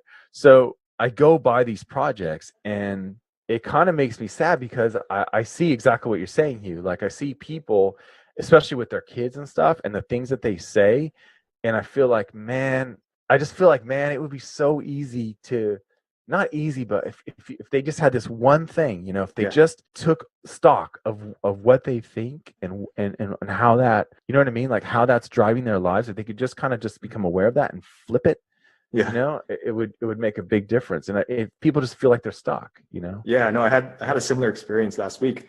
This woman was in our neighborhood. She was looking for directions, and she said, "Yeah, you're all the rich people, but you know, I'm trying to get back to the poor neighborhood." And in reality, these houses they cost less than the ones over there where she lives. But it's just that mentality of this is the rich people and we're the poor people, right? So yeah, it's just a thinking. Yeah, it's so true. Yeah. Okay, cool. Thanks, Walter. Thank you. All information in this podcast is for educational and informational purposes only and is not trading or investment advice. This works, and then, okay, I'll use it then, you know, that sort of thing. Hey, it's Walter here, and you're at the Think Profit podcast, where we're going to help you develop a rock-solid trading confidence and avoid the potentially endless cycle of system switching. Right, Hugh? That's right. We're going to help you develop a wealth mindset, develop a trading strategy that fits your core personality, and help you overcome the obstacles that stop over 90% of traders. All right, Hugh, sounds good. You ready to go? Yeah, let's do this. Hey, Walter, how's it going? Pretty good. How you doing, Hugh? Good. Good to see you again.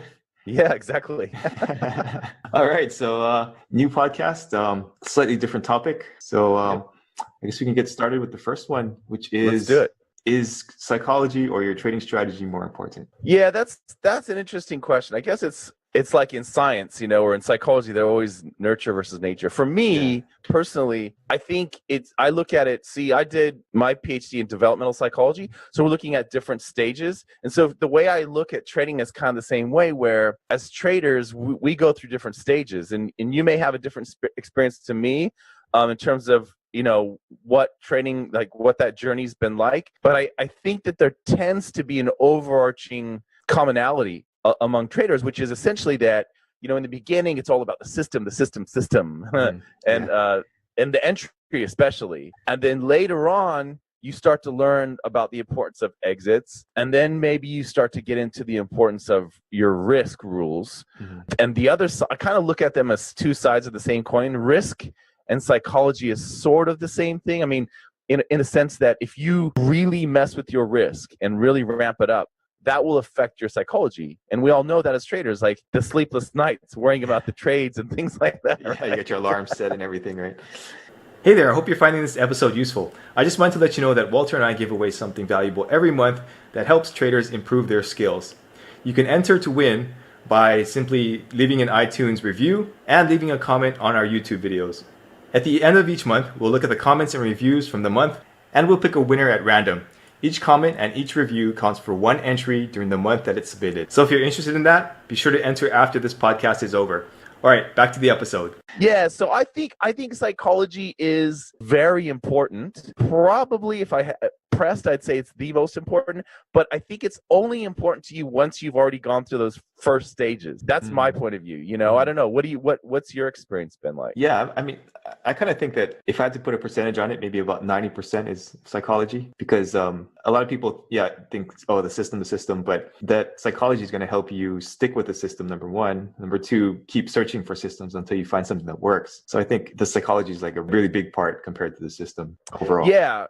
Yeah, and if you think about it, I always like to think the extremes, and then that kind of highlights things like the importance of things. So, for example, like what you just said, what if Hugh traded a totally different system, right? Would Hugh still be able to make consistent profits? And my answer would be yes, right? Let's face it, there are free systems available right now in the dark corners of the internet that will work, right?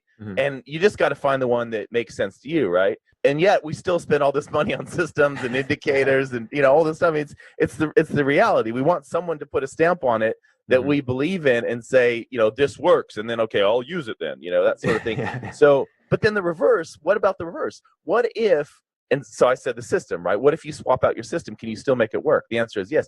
What if you have a pretty good handle on your psychology today and that's all going well, but then in the future you don't, you lose that part? Would you still be able to make money even though you're trading the same system you've always been trading? And the answer is probably no. So I think you're right. I think you nailed it. Yeah. Yeah. What do you think about this thought of like, there's just some basic concepts in trading, regardless of the system, it's always there. So even if you switch systems, you're still looking at a similar type of structure, price structure, or whatever, right? Is that part of that, or do you think it's more of the system? Yeah, I guess. Can you expand a little bit more on that? Because I want to know exactly what you're so like if you focusing on. If you did like a moving average crossover, right? So that's just basically a turning point. So you could do the moving average crossover, you can do the Bollinger Band, you can do the head and shoulders at that point. That's kind of a system, right? But if you have the right psychology, you could probably spot, oh, that's just a turning point because of this, and not necessarily the indicator, right? Yeah, and that's right. Yeah, I definitely agree with that. Like I think that you can see divergence on the charts without indicators on the charts, right? Yeah. Like if you look at charts long enough, and I'll never forget, I had a friend who'd been trading longer than I had, and he was really good at what he did, but he had all these really, like, I think he paid, I want to say he paid about, I don't know, $1,000 a month or $800 a month. It was something like that every month to rent these indicators that he used, right? And then he came out to visit me in Australia, and he was looking at the chart on his phone. He goes, oh, I got a signal now. I'm like, what do you mean you have a signal? That's a naked chart. Like, you don't have all your fancy indicators on there, like, because he had to have TradeStation, and I don't know if TradeStation is mobile now, but back then it definitely wasn't. Yeah. And he was looking at his naked chart, and he goes, no, I have a signal. I'm like, dude, that's the 5-minute chart you're looking at, okay? You trade the 3-minute chart with a bunch of indicators. How do you know that you have a signal? And the reality is that he had looked at the market so much through that one like filter that he knew exactly where the indicators would be placed. Do you know what I mean? Because he's just so used to it. Yeah. And I think there's something to that. I really do. I think that if you get someone who's been around trading for a long time, particularly with one filter, one point of view, one system, I think they will be able to tell you whether or not they have a trade, even if their crutch isn't on the chart. I do believe that. I really do believe that. That's a good point. Yeah. It's kind of a crutch at me sometimes, right? Yeah, cool. Okay, great. Thanks, Walter. Yep. All information in this podcast is for educational and informational purposes only and is not trading or investment advice. When you find like a new system or a new indicator, you scroll back on the charts and you're like, this thing is gold. Yeah. Hey, it's Walter here, and you're at the Think Profit podcast, where we're going to help you develop a rock-solid trading confidence and avoid the potentially endless cycle of system switching.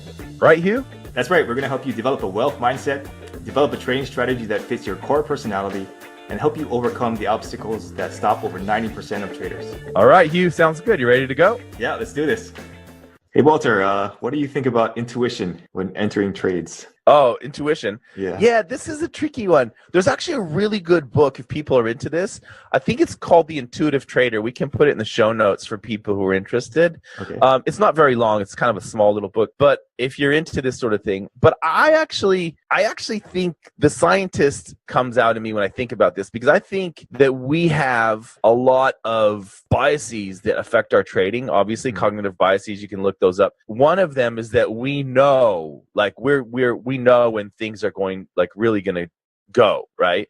And maybe you're right, but the best way to find out is to test it. So what I always encourage people to do is just keep it in your journal. What I mean by that is, like, if you think that the next trade, like you think you have 90% confidence that the next trade is going to be a winner and unfold exactly as you see it, then write that down in your journal. And then when you have a couple hundred trades, you can actually go back and you can group your trades by the ranking. So like, say, all the 8, 9s, and 10s out of 10, see if those had a higher win rate than the 1, 2, 3s, that sort of thing.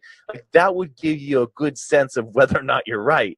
Yeah. Because remember, the turtles, you guys can read about the turtles, obviously, in the Market Wizards and the New Market Wizards by Jack Schwager, those books, great books and all that. They were taught, they were beginners, of course. They didn't really know much about trading when they got into this and were trained by Richard Dennis and William Eckhart, they were taught to go with the trade that they thought was least likely to go. So if they were almost fully loaded and their risk rules only allowed them to take on so much risk, they had to stop and go, okay, if I have to take corn or soybeans and it looks like soybeans looks better to me, like I think it's probably going to work out, go with the corn. Like that's what they were taught to do, because Dennis and Eckhart knew that we have these intuitions that are typically wrong, at least in the beginning. I do think as you go as a trader, you can fine tune them and get better, and there might be an edge there. But I think in the beginning, it's definitely not an edge. Hey there, I hope you're finding this episode useful. I just wanted to let you know that Walter and I give away something valuable every month that helps traders improve their skills. You can enter to win by simply leaving an iTunes review and leaving a comment on our YouTube videos. At the end of each month, we'll look at the comments and reviews from the month, and we'll pick a winner at random. Each comment and each review counts for one entry during the month that it's submitted. So if you're interested in that, be sure to enter after this podcast is over. All right, back to the episode. Yeah. And the open position ratios are a good point to that. Like people who follow the open position ratios among retail traders, to me, that's a really good gauge of the trend. And so when you see all these people going one way, it doesn't mean that the market's trending the other way, but it often is. So, that intuition that we have as traders, I think in the beginning is probably not so good, but maybe later on we can fine tune that. How have you, I know you've been working a lot on your psychology, and what have you found in terms of, like, do you have any data or you have any experiences in terms of locking into that and tapping into that as an edge in itself? I don't have enough data yet, but I think it's exactly like you say. In the beginning, you think you have the intuition, and it's just wild ass guessing, right? But then later on, then you develop some sort of intuition. And then nowadays, it's more like, you have a feeling if the market's going to move in your favor or not. And when I've tracked it, bailing early I've been right more than often than I've been wrong. So you do develop that intuition going forward, right? Oh, that's awesome. So far your data shows that you have like a bit of an edge there with your intuition. Yeah. That's awesome. Yeah, that's great. Yeah. That's great news. Yeah. People sometimes ask me, they'll say, hey, what do you think about just like going total free ball, just like whatever, you think is going on and that sort of thing. And I think that's a dangerous path. Like, I think if you just do that as a trader, I think it probably could work if you had decades and decades and decades. And maybe, like I said, you've got good data to back that up. But I think a lot of times, like, for instance, right now, I'll tell you right now, this week as we're recording this, I have a bias on some charts, like the Aussie CAD, the Aussie Swiss, a couple of other charts that CAD Swiss is another one where I want to sell. But looking at the charts, like I look at the chart and I say, if I didn't have my sell bias, that actually looks like a really good buy. Okay. And it's hard for me to watch the market march and go up for the last couple of weeks as I'm waiting for a reversal signal to sell and write it down. But that's because I've got my bias. So, I think you really have to decide. And sometimes you can do both. Like you can say, okay, I have my systems that have my rules, and this is my account that I'll do that in. And then I have maybe you have like an intuition account. If you have enough data that suggests that you're good at that, maybe do that and just have a race. See which one's going to make more, see which one, over time comes out ahead. Maybe that's the way to go. I don't know. But I think definitely you got to be scientific about it. You got to test it. You got to make sure that what you think is going on is actually going on, because it's so easy, as we know, when you find like a new system or a new indicator, you scroll back on the charts and you're like, this thing is gold. Yeah. It never works out that way, does it? Yeah. No. Okay, cool. Thanks, Walter. Thanks. All information in this podcast is for educational and informational purposes only and is not trading or investment advice. I don't know why we're just built like that or something, right? Like some of us have that tendency to take it personally. Hey, it's Walter here, and you're at the Think Profit podcast, where we're going to help you develop a rock-solid trading confidence and avoid the potentially endless cycle of system switching. Right, Hugh? That's right. We're going to help you develop a wealth mindset, develop a trading strategy that fits your core personality, and help you overcome the obstacles that stop over 90% of traders. All right, Hugh, sounds good. You ready to go? Yeah, let's do this. Hey, Walter. What do you think of FOMO? How to deal with FOMO? Like you missed a trade. It's a really good trade. It turned out to be a big winner. How do you go forward? Yeah, And it comes in so many forms, doesn't it? Yeah. Like you could have a situation where you missed on the trade and the trade went just like you thought. And for whatever reason, you weren't around the computer, or you didn't block out that time, or maybe you're on an airplane. That's happened to me before, back when people used to go on airplanes. We're recording this right now when no one's going on any airplanes right now and the airline stocks are tanking. But yeah, so there's that. And there's also the other bit, which is like, I think comes in when, as a trader, you get a little bit more advanced, where you're like, all right, I had this trade and I was in it, but then I got out too early and oh my God, it's gone another 500 pips. Like there's another FOMO where you start to like, and that's dangerous too, because that can lead you to tweaking your strategy, which maybe it's a good thing, but a lot of times that's a slippery slope too, to go down that path where you start changing your system because of one sort of, we might even call it an outlier trade that's not very common, right? So yeah, that's tricky. That's definitely a tricky road to go down. So I think you really have to put it in perspective too, and say like, why do I feel like I'm missing out? Why is it? Is it because my exit strategy doesn't capture the big moves? Is it because I want to trade more often and I feel like I'm under the gun to up my income from trading so I can quit my job? What's the motivation going on there? Is it because all the headlines, like all the news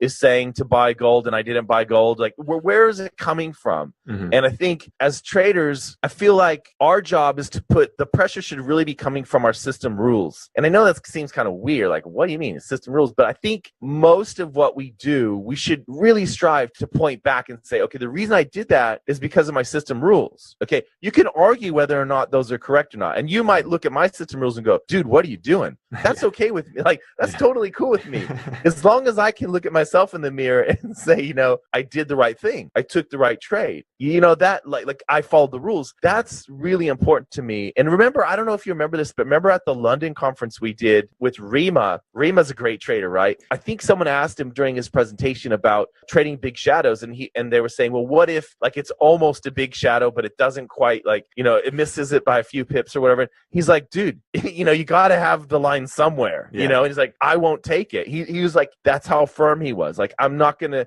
if it doesn't fit my characteristics, I'm just not going to take it. So, I think that's actually a really good thing. And I know people kind of rail against that, but I think the problem is if you don't follow it in such a strict manner, you just run the risk of blurring all the lines, and that can lead to problems, especially in the beginning. I mean, with experience comes a little bit of discretion, but I really do think if I had two traders and I knew one of them was really conscientious and he was going to follow his rules, and the other one, like, she was a little bit more wild and a little bit crazy, I would bet on the more conscientious trader who's going to let trades go and have that FOMO, even though and miss out, knowing that he's gonna stick to the rules, regardless throughout any sort of market situation. So to me, I think the pressure should come from your rules, I guess. That's a great point. Yeah. Hey there, I hope you're finding this episode useful. I just wanted to let you know that Walter and I give away something valuable every month that helps traders improve their skills. You can enter to win by simply leaving an iTunes review and leaving a comment on our YouTube videos. At the end of each month, we'll look at the comments and reviews from the month, and we'll pick a winner at random. Each comment and each review counts for one entry during the month that it's submitted. So if you're interested in that, be sure to enter after this podcast is over. All right, back to the episode. At least for myself, I think one of the issues was taking everything personally, like being wrong. And that was a reflection of me somehow. I was wrong on that trade, so that's why I'm beating myself up about it. But I think once you can learn to forgive yourself for that and just kind of move on to the next one, like you said, follow your rules, then I think it becomes much easier, right? Yeah, and you guys, we can all learn a lot from the sports psychology stuff, right? Where think about the greatest batters in baseball history, like 7 out of 10 times they sit down. You know what I mean? Like they, it's only 3 out of 10 that they actually get on base or hit the ball or whatever, right? Like that just doesn't happen. And it's the same thing. Like to use like an NFL, I like to follow NFL. So gridiron, we call it here in Australia, gridiron. The players who get burnt, like the cornerbacks, so they're the defensive players that get burnt, right? And so people are scoring touchdowns on it. They have this thing called a short memory, right? Like, you got to have a short memory, just go back to the next play. The only thing I can control is the next play, and this mentality. And if you can sort of adopt that, maybe read some of those books about sports psychology. You can kind of get that mindset. Like, really, the only thing that matters to me is my next trade. If I screwed up the last trade, if I flubbed up the exit, if I ruined the entry, if I got my risk wrong or whatever, like there was a guy in the forum, he accidentally had a trade size that was 10 times bigger than he wanted. Right? So he fat fingered his trade. Like, it doesn't matter next time. It doesn't matter because it's a new slate. You start over, you just follow your rules again. Like, all that stuff that happened in the past, it really, but the problem is it's so hard, isn't it, as a human to let go of that? Yeah, it is. It's really hard. And I don't know why we're just built like that or something, right? Like, some of us have that tendency to take it personally. Yeah, and maybe it's adaptive. Like, maybe when we were in the jungle as hunter-gatherers, we saw grandma eat that green berry and she died. And so we're like, okay, you got to stay away from the green berry, right? Yeah. I mean, maybe that's where it comes from. It's just like we're kind of fluid in our behaviors and adapting, and that's, that might be like an adaptive, trait in most life, but obviously not in trading. Obviously not in trading. It's really hard to make trading work if you're continually changing. Yeah, good point. Yeah, short memory. Remember that. Exactly. Yeah. All right, thanks, Walter. Thanks. All information in this podcast is for educational and informational purposes only and is not trading or investment advice. Hey, Walter, before we start this episode, how about we do the drawing for last month? Hey, it's Walter here, and you're at the Think Profit podcast, where we're going to help you develop a rock-solid trading confidence and avoid the potentially endless cycle of system switching. Right, Hugh? That's right. We're going to help you develop a wealth mindset, develop a trading strategy that fits your core personality, and help you overcome the obstacles that stop over 90% of traders. All right, Hugh, sounds good. You ready to go? Yeah, let's do this. Let's do it. You got your randomizer on there? Is that what's going on? Yeah, I think I'll put it in a certain order, and then you pick a number, and then we'll see who that is. Okay. So we got 26 comments and ratings from iTunes. So why don't you pick a number between 1 and 26? 17. 17. Let's see what we get. All right, cool. So I'm going to hop over to YouTube. And so Veronica Henderson, you are the winner for last month. And what are you giving away, Walter? Well, we're going to send her a psychology book. How's that sound? Good? Sounds good. Yeah. And that's from you. And for me, Veronica, you get a 30-minute coaching call for free. Cool. So, all right. So Veronica needs to send in her, and where will she send in her, or how will she send in her address or whatever? You know what I mean? Yeah. I'll try and contact her through YouTube, but Veronica, you can send in an email to hi@thinkprofit.io, and that will come to me, and I'll take care of you. Sweet. Thanks, Veronica. Yeah, cool. Thank you, Veronica. All right, cool. So let's get into this week's episode. I thought we could talk about feedback loops, like positive feedback loops, and creating rapid feedback loops to improve yourself faster. Right. Okay. Yeah. Well, so from my point of view, the lower the time frame you're trading, obviously, the faster you're getting feedback on your trade decisions.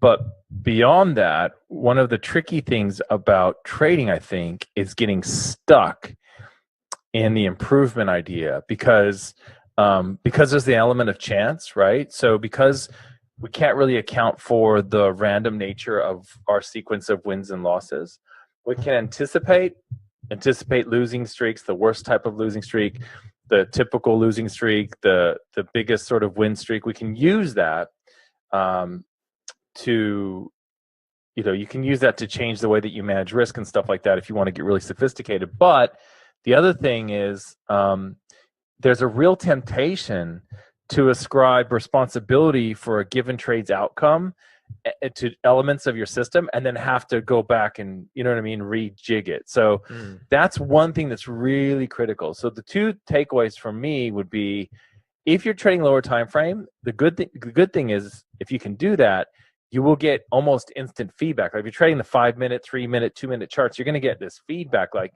really quickly, which is great. But there's a real temptation for us to tinker with things. It's never like, you think about it. When the Wright brothers came up with the airplane, the one that they got off the ground, lots of people around the world were trying to get off the ground. Hey there, I hope you're finding this episode useful. I just wanted to let you know that Walter and I give away something valuable every month that helps traders improve their skills. You can enter to win by simply leaving an iTunes review and leaving a comment on our YouTube videos. At the end of each month, we'll look at the comments and reviews from the month, and we'll pick a winner at random. Each comment and each review counts for one entry during the month that it's submitted. So if you're interested in that, be sure to enter after this podcast is over. All right, back to the episode. And interesting fact, did you know that Harry Houdini, the magician, was the first guy to fly in Australia? Yeah, I heard about that. Yeah, he packed all this stuff and brought it down to Australia. But anyway, so that airplane that the Wright brothers created, like we, as a species, we don't like just go, we got it. We got an airplane. We're good to go. Like we don't do that. We're always kind of like making it faster, better, more comfortable, more efficient. Like that's how we're wired. Like we're engineers by birth, really.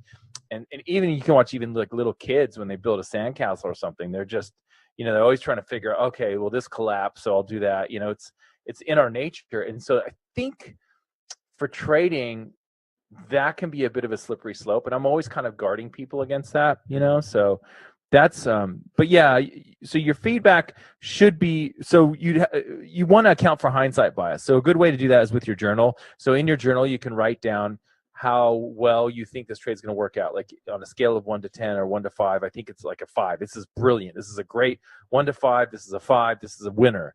And then you can go back and see if your intuition really works.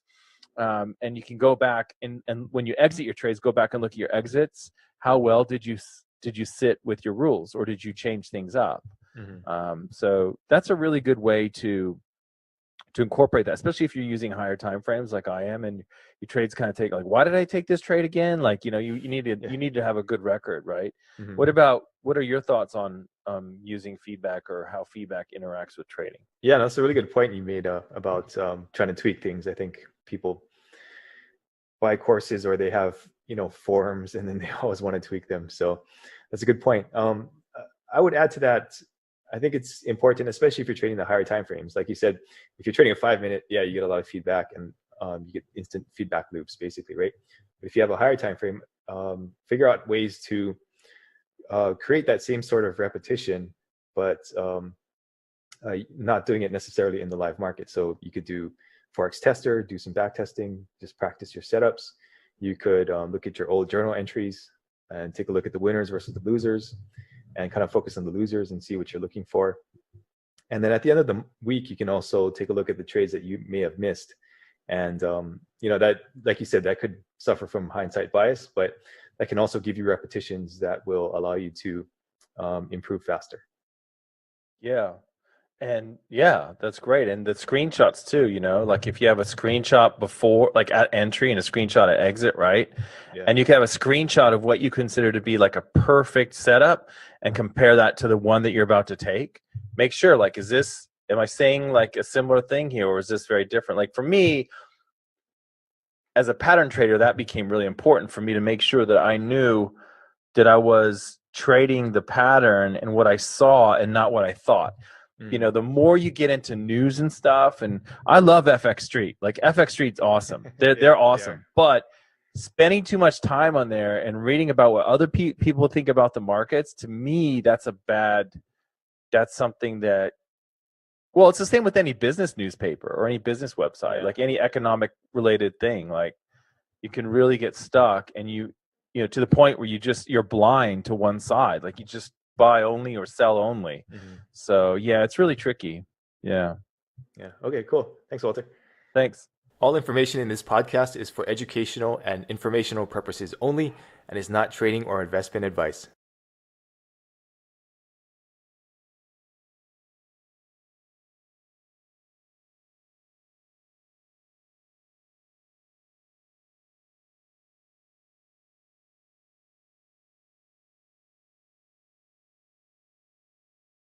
These are the sorts of people that don't make it as bank traders, right? They get fired.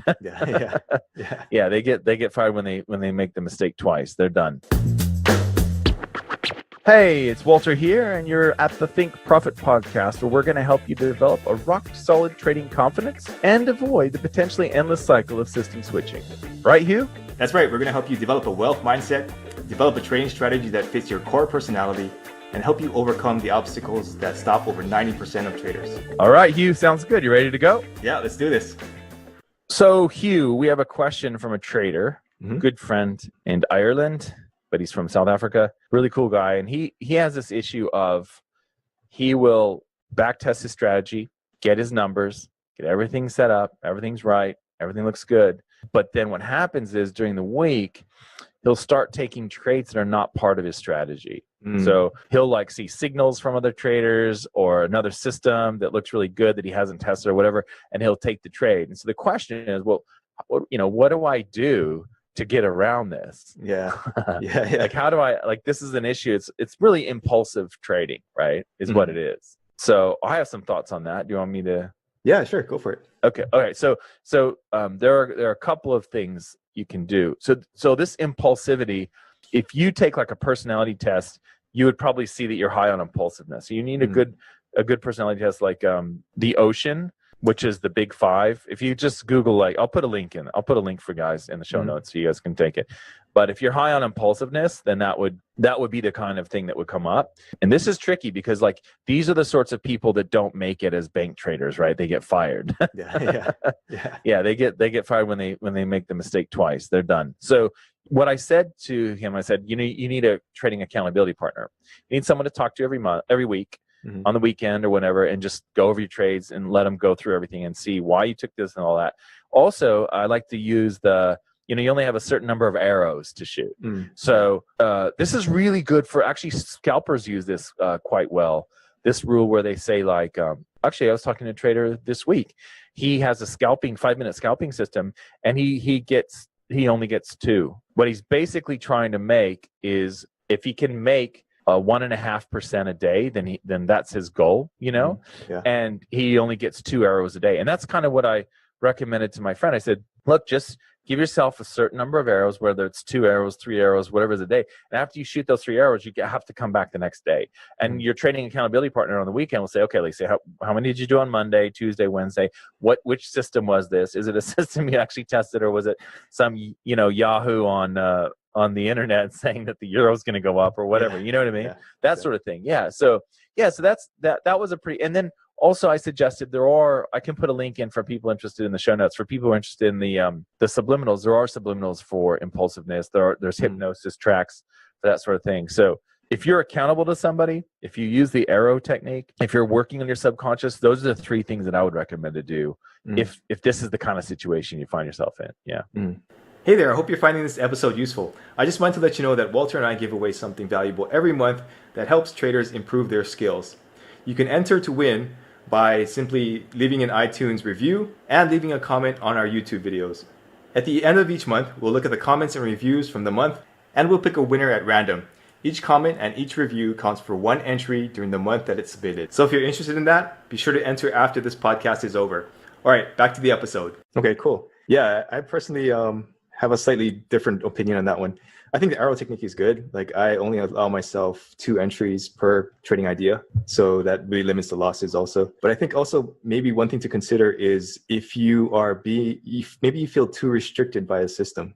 Like, if you should be more of a discretionary trader who just reads price action as opposed to somebody who has a set system and only trades that system. That kind of goes against some logic and some things that I also teach, but I think there is that personality type that is more of the discretionary trader and wants to have more variety, and the system might be like restricting them. And I think that that's something that can be back tested, something that can be practiced every day, but it's less about having a set system. So I think that's maybe something to consider also if you find yourself straying away from the system that you're supposed to be trading. I've read a lot about like ADD personalities and how sometimes these types of people have to do a project, put it down, do the next project, and then come back to the other project. And it's just the variety. They need that variety. So that could be one of the things to explore if you find yourself not being able to follow a system.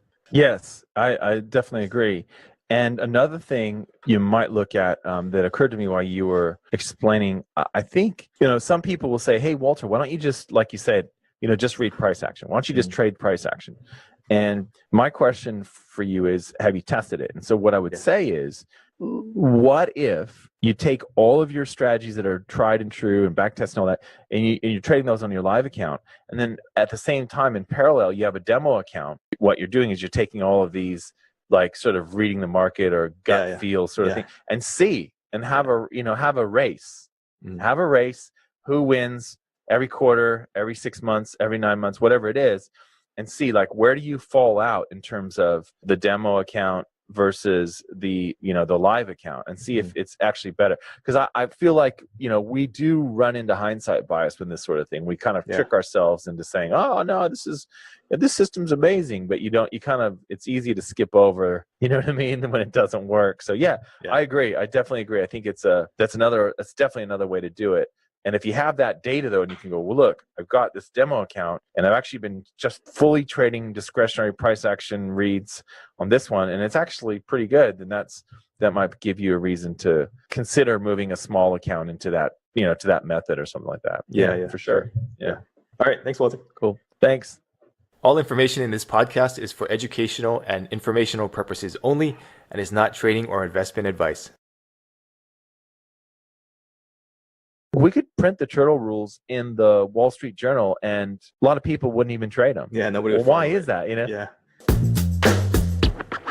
Hey, it's Walter here, and you're at the Think Profit podcast, where we're going to help you develop a rock-solid trading confidence and avoid the potentially endless cycle of system switching. Right, Hugh?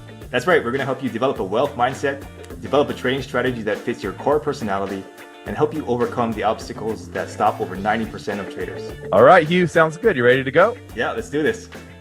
All right, Walter, talking about trading or changing trading systems. So you're at that point where you want to change your trading system. What should you consider? If it makes any money. No, yeah. No, obviously, yeah. No, I think, the two big considerations are, I'd say three actually.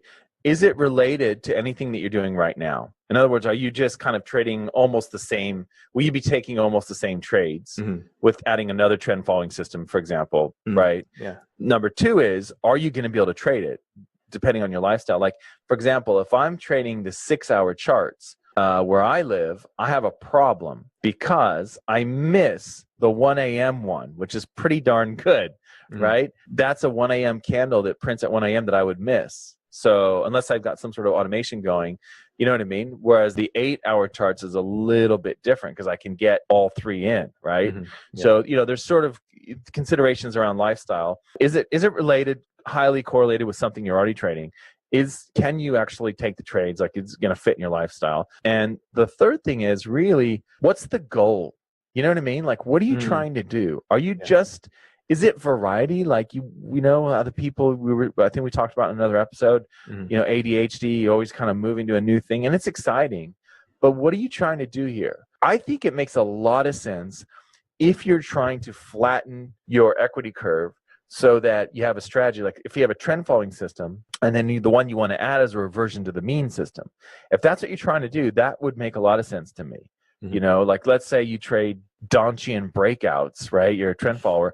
And then you want to add a Bollinger Band strategy where you have a really wide Bollinger Band or whatever, like a 3 standard deviation Bollinger Band, and you wait for the market to make, double tops and double bottoms at the edge of the Bollinger Band or something like that.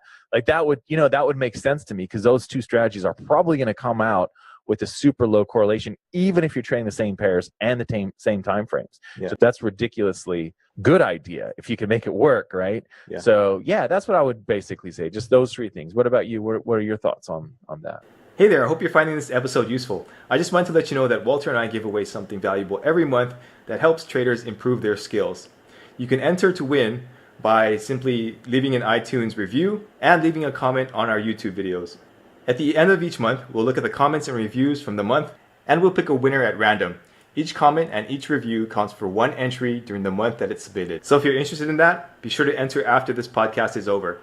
All right, back to the episode. Yeah, I mean, similar thoughts. It has to match your lifestyle. I know early on, I would learn like New York Open trades, and I wasn't even awake for the New York Open, so it didn't make any sense.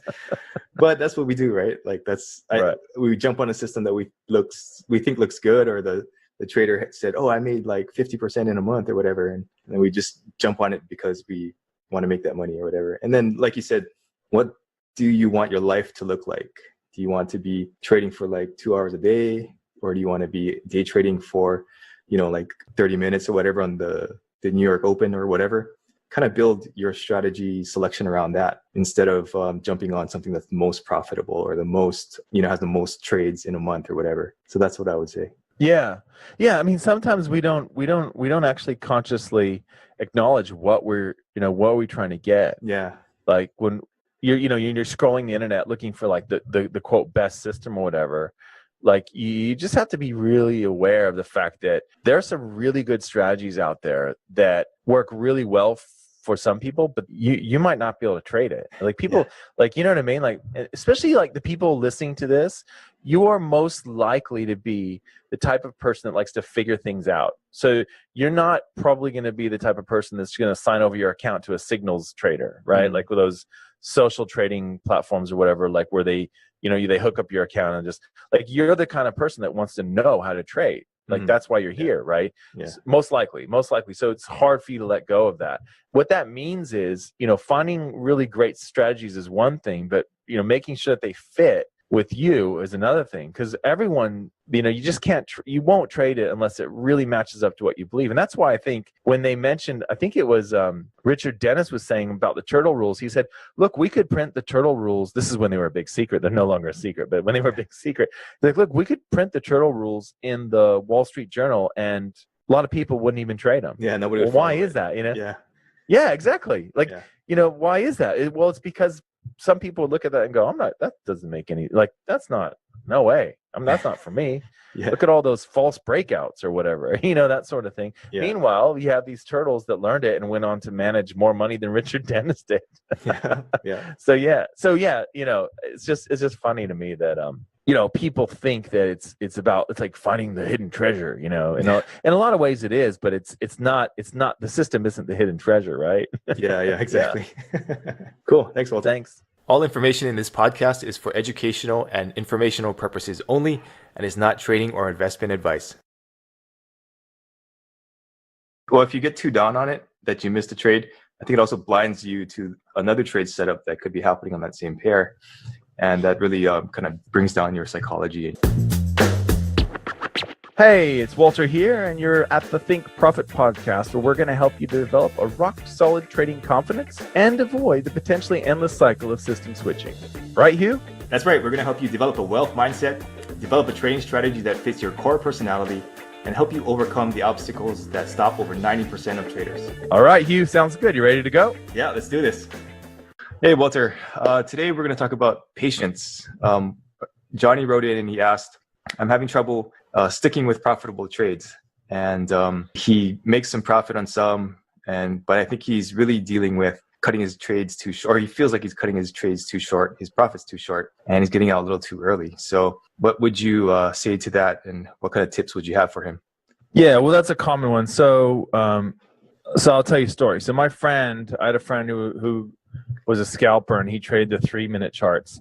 And there were plenty of days, he would trade the New York Open. There were plenty of days when he would be kicking himself because he would literally like get in on the double top on the 3-minute charts of the day, or you know what I mean? Yeah. And I said, well, dude, that's not your strategy. Like, your strategy is to make 15 pips, 20 pips. Like, that's how he traded.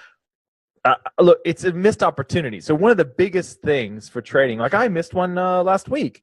I had a Swissy trade all set up. I put everything in perfectly, my order and everything, and it didn't retrace enough. It was a sell limit. It didn't retrace enough to get me in the Swissy, and then I watched it go literally like the next 24 hours. And that's the hard thing, right, about trading. Yeah.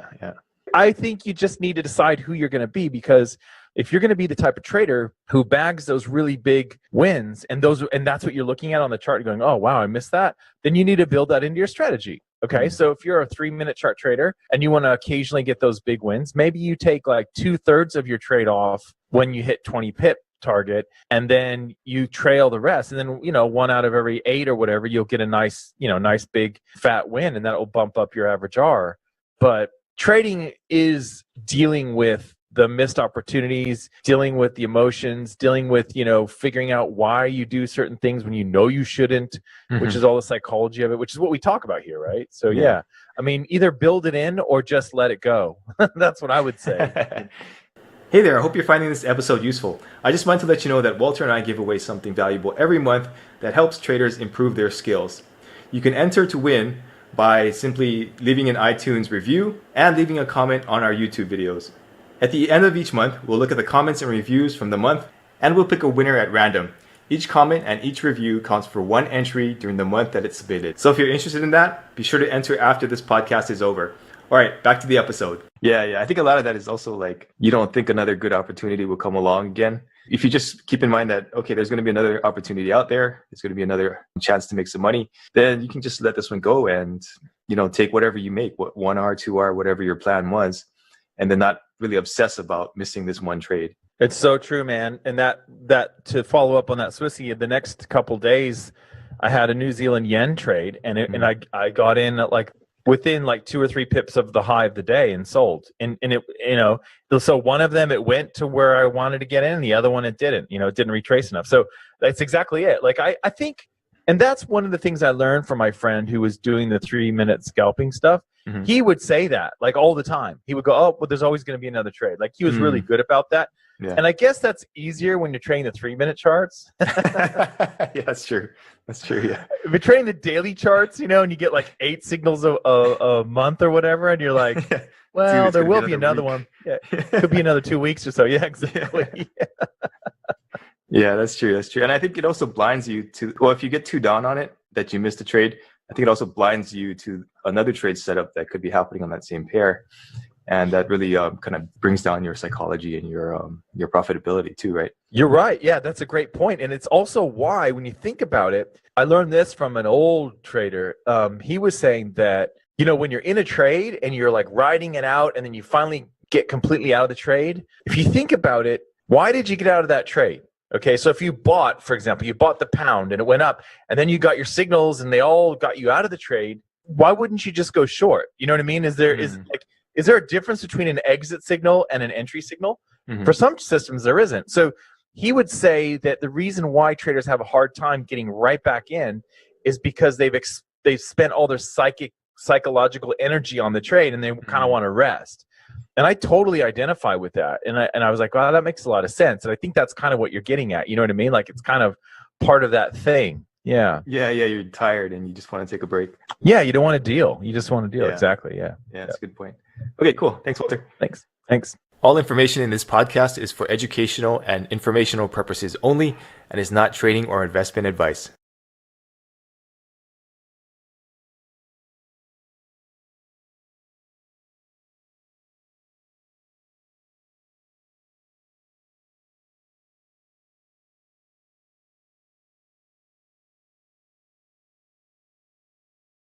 I've heard about a guy, I don't know if it's true, I don't know the guy, but I heard about a guy who was doing kind of a similar thing where you would have a 1-pip stop, and he stopped out all the time. And then he would occasionally a 500 pip win where he'd make 500R or whatever.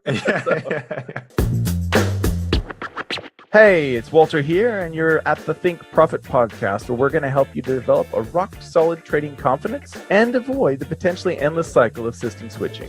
Right, Hugh? That's right. We're going to help you develop a wealth mindset, develop a trading strategy that fits your core personality, and help you overcome the obstacles that stop over 90% of traders. All right, Hugh, sounds good. You ready to go? Yeah, let's do this. All right, Walter, I know you have some experience talking to Darren with this. I want to talk about random entries. What are your thoughts on the psychology behind random entries, just entering anywhere in the market, putting in a stop loss or whatever, and take profit and just letting it rip? Okay, so got 2 main thoughts. So my first thought is that this is an exercise I encourage people to do, like people listening to this or watching this podcast. I would say try it out, because it's a really good way to highlight the importance of your exit rules, which a lot of people don't focus on, number one. Number two, that's really important. It's a great lesson to do that. And the other thing is, it's interesting that you would think really sort of data-driven, logical traders who are programmers and have that sort of background, it's interesting to me that many of them won't apply a strategy if it doesn't make sense. So this kind of speaks to what you're saying. There's software out there that you can get. You feed all your data into it, and it will come out with a strategy that will say, hey, every day at 3:15 p.m., you need to buy the euro against the dollar or something like that. Some sort of, data-driven rule. And a lot of traders they'll go, why? That doesn't make sense. And they won't trade it, even though the data is looking at them in the face and it says, this is a profitable strategy. You know what I mean? So I think that like you kind of have to decide as a trader, are you going to like be hands off and let the data tell you what to do? In this instance, what you're talking about is, what if you had a strategy where it was random entry and you just had a really kind of cool trailing exit that took advantage of the occasions when you were right? And so would you trade that? For most traders, the answer is no. And it's the same reason why a lot of traders want to be discretionary and want to have kind of have their hands dirty when they enter trades. And I'm just as guilty as anyone. So I think it kind of gets at the core, this idea of, why do you need to have a logical entry rules? It kind of gets at the core of what you believe as a trader. Is it that you are making the trade, like you're making this happen? Or is it that there's just randomness in the market? Occasionally these things pop up, and that's why the buying the euro at 315 every day sort of thing works. You know what I mean? Hey there, I hope you're finding this episode useful. I just wanted to let you know that Walter and I give away something valuable every month that helps traders improve their skills. You can enter to win by simply leaving an iTunes review and leaving a comment on our YouTube videos. At the end of each month, we'll look at the comments and reviews from the month, and we'll pick a winner at random. Each comment and each review counts for one entry during the month that it's submitted. So if you're interested in that, be sure to enter after this podcast is over. All right, back to the episode.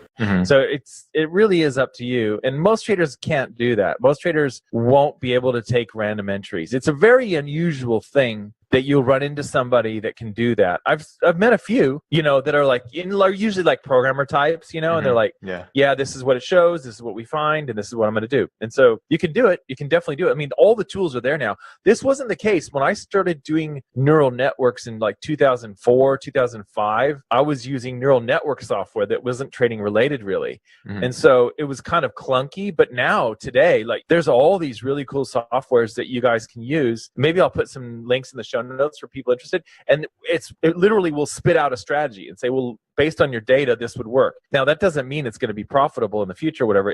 That's like the first step for a lot of these people who want to use machine learning and these sort of advanced, in vogue algorithms that, are kind of taking over the world. Yeah.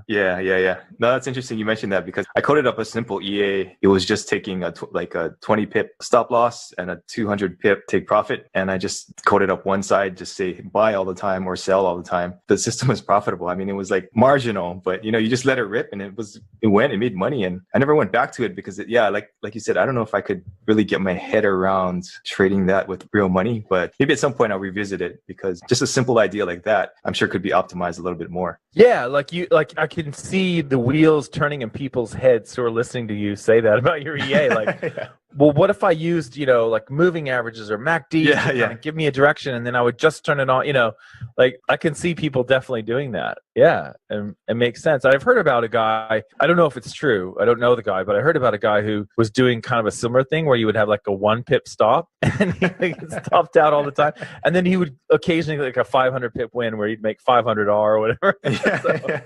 Yeah, I don't know if that's true. I do know there is a guy though that trades 20 to 1, and he has an 8% win rate. Matthew in London. And so that's kind of cool that there are people doing it, I think. And he said what he was saying was that I think there's logic behind it. I don't think it's random entry. He didn't really tell me.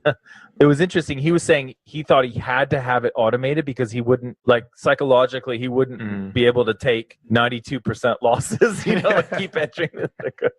I think that was the biggest issue for me. Like there were so many losses in a row. And in live trading, I don't know if I could handle that, but of course. Yeah, if you automate it, might be all right. Yeah, exactly. Cool. Yeah. Thanks, Walter. See ya. All information in this podcast is for educational and informational purposes only and is not trading or investment advice.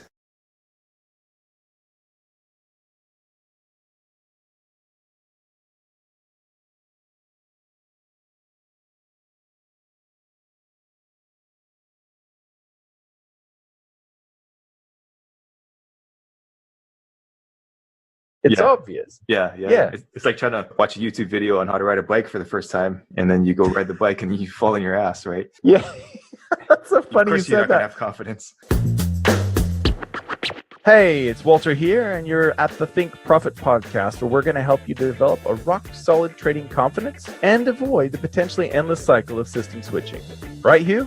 That's right. We're going to help you develop a wealth mindset, develop a trading strategy that fits your core personality, and help you overcome the obstacles that stop over 90% of traders. All right, Hugh, sounds good. You ready to go? Yeah, let's do this. All right, Walter, here's a classic one. Fear of entering a trade. Some people are afraid to pull the trigger. What are some of the psychological things you see behind that and some fixes? Well, it's kind of like, I think about sports, right? And it's specifically like coaches. So like I like to watch NFL, and what's interesting in gridiron, as they call it here in Australia, gridiron, it sounds so much more manly, gridiron, you know, but when the coaches are always talking about in NFL about how, you know, being prepared, and even the players will talk about like when they move from one team to another, like, wow, things are so different here.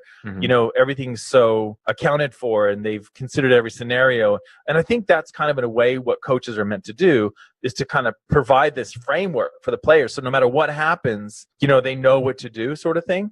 In trading, it's the same way, because if you're not prepared, that's when you feel like uneasy. Right. So you tell me, like, if you were to, like, I'll ask, if you were to take a strategy, and strategy A, you've back tested, you've taken 900 trades in it, in the strategy, and you know the numbers, and then you go, okay, I'm gonna go live today, versus you have a strategy where you kind of was just messing around with something the last couple hours, looks pretty good on the charts, let's go for it. You know what I mean? Which one, which one are you gonna stick with after you have 9 losing trades in a row, right? It's obvious. Yeah. It's like trying to watch a YouTube video on how to ride a bike for the first time, and then you go ride the bike and you fall on your ass, right? Yeah. That's so funny you said that. You're not gonna have confidence. Of course, yeah, of course. That's exactly what I did last weekend with my daughter, actually. We were looking at YouTube on how to roller skate. Okay. And I'm like, dude, so I'm like, you know, because I didn't know how to teach her. You know, I just fell on my butt as a kid, right? Like everyone. Hey there, I hope you're finding this episode useful. I just wanted to let you know that Walter and I give away something valuable every month that helps traders improve their skills. You can enter to win by simply leaving an iTunes review and leaving a comment on our YouTube videos. At the end of each month, we'll look at the comments and reviews from the month, and we'll pick a winner at random. Each comment and each review counts for 1 entry during the month that it's submitted. So if you're interested in that, be sure to enter after this podcast is over. All right, back to the episode. And she's really keen on the roller, and she's been talking about it constantly. So I'm like, okay, we're gonna go to like an empty parking structure where there's no cars or anything, a nice smooth pavement. And she was having trouble, so I said, well, let's YouTube it. So we YouTubed it, you know, and we got a couple of tips. But you're right, we were still falling all over the place. Like it was still terrible. And of course, that's the same thing with trading, right? Like if you're the goal really, I think, as a trader, it's like in sports or in battle. I kind of hate the battle analogies because it's so different, but real life is different to, like, you know, going into war or something. It's not. I know people say that with trading and business and stuff, but it's not to me. It's totally different. But anyway, so if you're super prepared, you've got your numbers, you've got that experience, you've traded in sideways markets, up markets, down markets, all that stuff, you are actually going to have a bit more stamina than that trader who just kind of pulled that stuff out of his behind last afternoon, you know, in the last afternoon. So that's under your control. It's not like a personality dimension where you say, like, some people are very conscientious and everything has to have its place, and other people are, you know, open-minded and can experience new things, and other people are closed-minded and want to have a routine. And, you know, it's not like that. It's a thing that's up to you. Like, you decide how experienced are you going to be in your strategy before you risk real money, and how much do you know about it? Like, do you know what the probability is of 9 losing trades in a row? Do you know what that is for your strategy? Like, if you don't know that, if you don't know that you have a 29% chance of having 9 losing trades in a row, then you might think that something's broken, right? So there's a lot that goes into being prepared. And to me, that's why you would be fearful. So the reason why you have like fear of taking a new trade, even though you have a solid signal, is because you're afraid of what's going to happen. Why are you afraid of what's going to happen? Well, because of what happened in the past, right? Yeah. Well, I had a bunch of losers in the past. So the question is, do you know this is normal based on your preparation? Or do you just think you're not prepared enough, so you don't know? You think, well, this is it. It's broken. So I think it's also worth mentioning, sometimes when you go live with it, maybe you're taking too big of a position size. And that's, if you just scaled it back a little bit, sure, you won't make as much, but then you won't actually take the signals, right? Yeah, and that's how our friend Alex in the UK, that's how he got really good at trading, was he just risked a really, really, really tiny amount. he's like, dude, I had perfect execution. Like, Yeah. he never had any problems. Like he literally trained himself to execute his strategy flawlessly because he's like, I'm risking 1/4%. What can possibly go wrong, Yeah. So, yeah. That's a good point. Yeah. Okay, cool. Thanks, Walter. See ya. All information in this podcast is for educational and informational purposes only and is not trading or investment advice.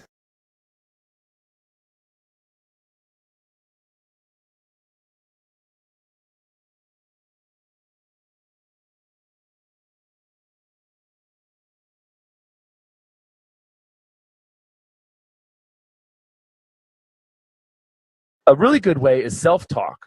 Like when we all talk to ourselves, or I hope we all do. I hope I'm not the only one. Hey, it's Walter here, and you're at the Think Profit podcast, where we're going to help you develop a rock-solid trading confidence and avoid the potentially endless cycle of system switching. Right, Hugh? That's right. We're going to help you develop a wealth mindset, develop a trading strategy that fits your core personality, and help you overcome the obstacles that stop over 90% of traders. All right, Hugh, sounds good. You ready to go? Yeah, let's do this.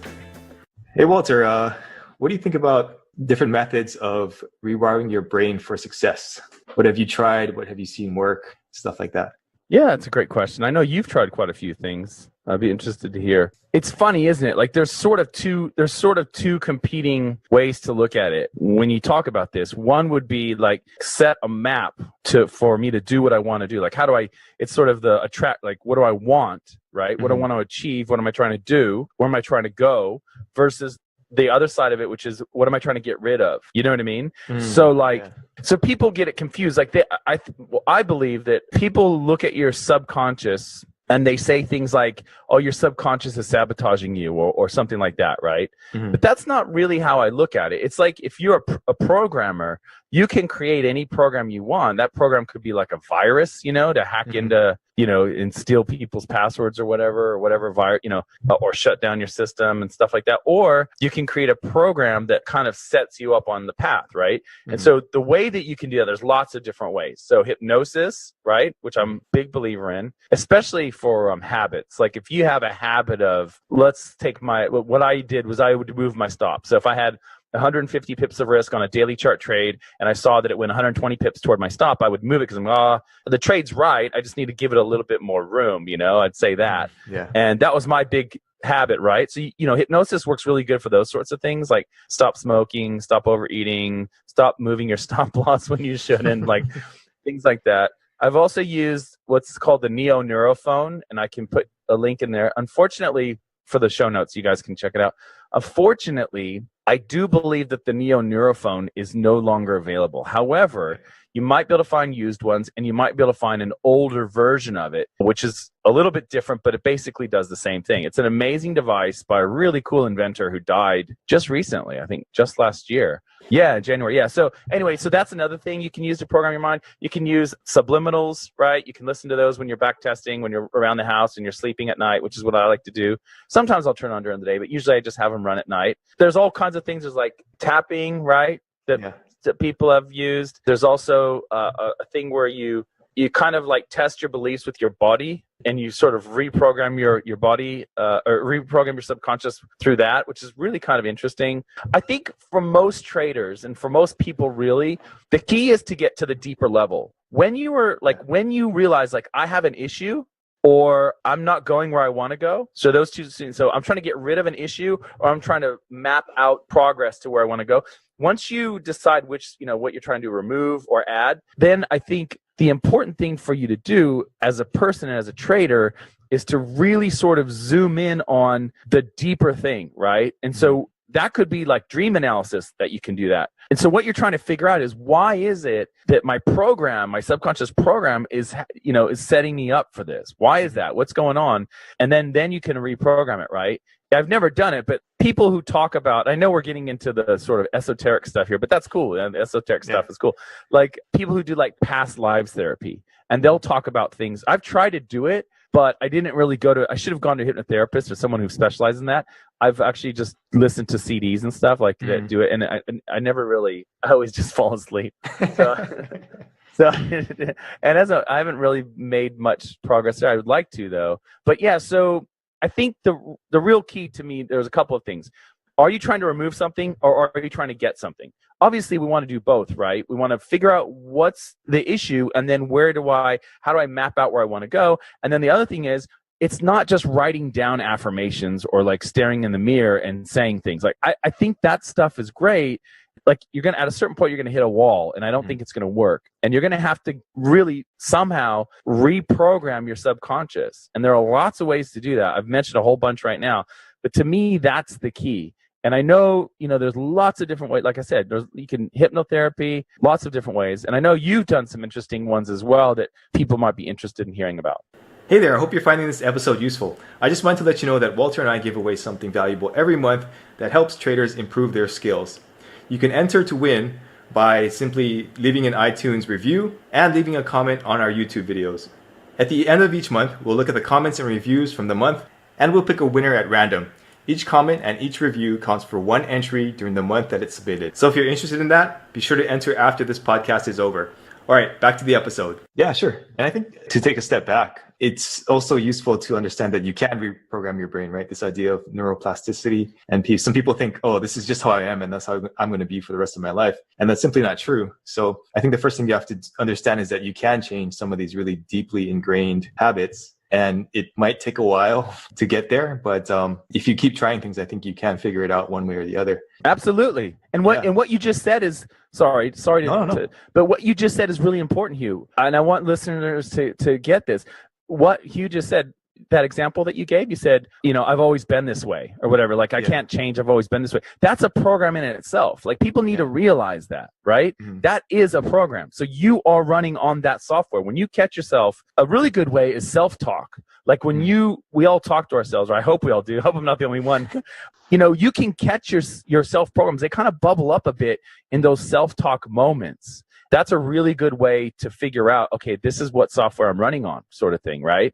So I think I just want to highlight for everyone listening or watching or whatever, that what Hugh just said, oh, you can't change your brain or whatever. Oh, I've always done this with. You're right. All the research is so clear. It is so clear. Like, I don't want to get too personal, but my wife works with people with brain injuries, right? Like really severe stuff. And it's amazing how you can rewire the brain so that it goes around those areas that are broken, or people have strokes and that part goes dead. Or there's a study about the nuns or whatever. They lived like in a monastery and they had like the brains, when they scanned their brains, a lot of them had Alzheimer-like brains. Like they were indistinguishable from Alzheimer's with all the plaque and stuff, and yet they had no symptoms. And they put it out to the fact that they were like, meditating, praying a lot, and doing lots of reading. And what happened was the neurons grew around the plaque areas. So they were actually normal in appearance and normal in behavior, even though their brains should say that they'd be, deep in the throes of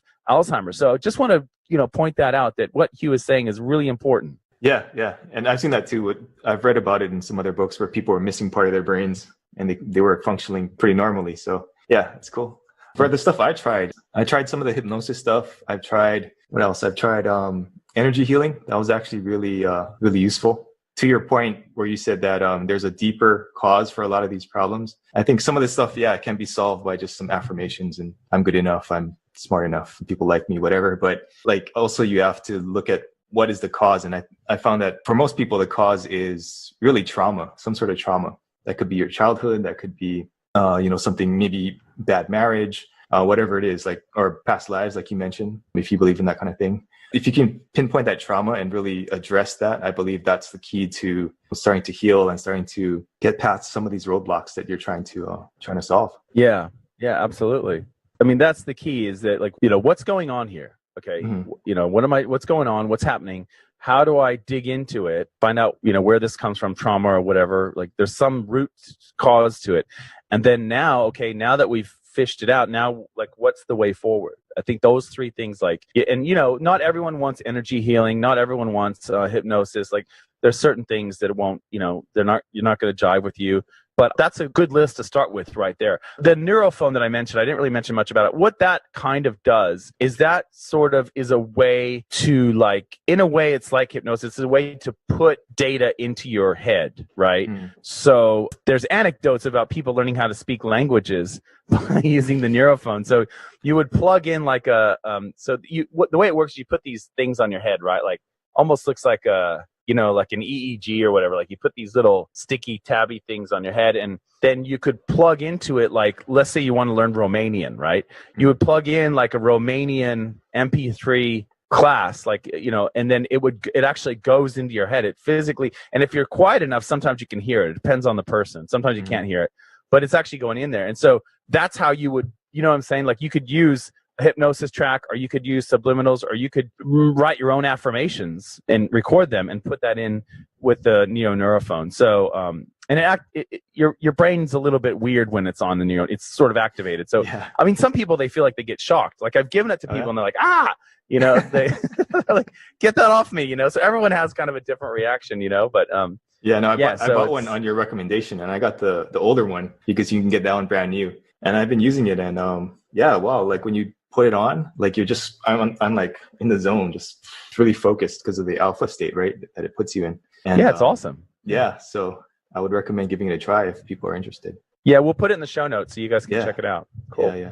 Okay, cool. I think that's a good list for people to start with. So thanks, Walter. Thanks.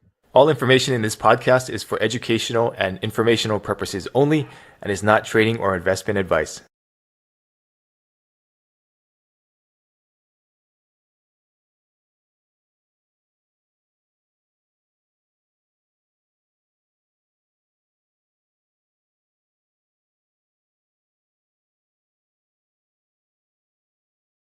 Just being curious about the losers. Why did it lose? Was there something I could have done better? Hey, it's Walter here, and you're at the Think Profit podcast, where we're going to help you develop a rock-solid trading confidence and avoid the potentially endless cycle of system switching. Right, Hugh? That's right. We're going to help you develop a wealth mindset, develop a trading strategy that fits your core personality, and help you overcome the obstacles that stop over 90% of traders. All right, Hugh, sounds good. You ready to go? Yeah, let's do this. Hey, Walter, there's this, I don't know if you want to call it a misconception in trading, but some people believe that you have to beat your emotions in order to succeed in trading. So what do you think about that? I don't necessarily agree with that. I think what's happening is people are confusing emotions with breaking your rules and trading on the basis of your emotions. So I think that's true. So there's the idea that you should take emotions out of trading. I don't agree with that, because I think it's nice to, you can feel good when when things are going well, and it's okay to feel bad when things aren't going well. That's part of life, man. I mean, that's, it's okay to be fearful when you're in a situation. I remember my wife was telling me she went into the jungle in, I can't remember if it was Uganda or somewhere. Anyway, she was on this grand tour of Africa, and they were going through the forest or whatever, and then they come upon the silverback gorilla, right? Ooh, okay. And the silverback gorilla was standing right in front of him. He's like, "Ooh," and he's like bumping his chest, and all this stuff, and like, showing that this is his territory and kind of back off, you humans. And she said, it was amazing. Like she never, like, whenever you hear her tell the stories, and she tells it, right? And I've heard it many times, but she never says, I was scared that this gorilla was going to do something. Although I'm sure that everyone there felt a level of fear. Maybe the tour guide didn't feel the level of fear that everyone else. You know what I mean? And so that's kind of a thing that stuck with me. There was a famous trial attorney named Jerry Spence. He's written several books. I'll put them in the show notes for people. What he was talking about, and his books are more about how he never lost a trial.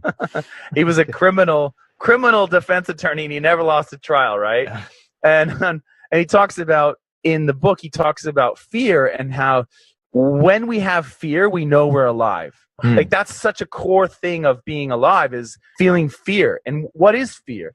Fear is just like, you're not sure what's going to happen. You're standing in front of this gorilla, and he's thumping his chest, and he's trying to look all tough and stuff.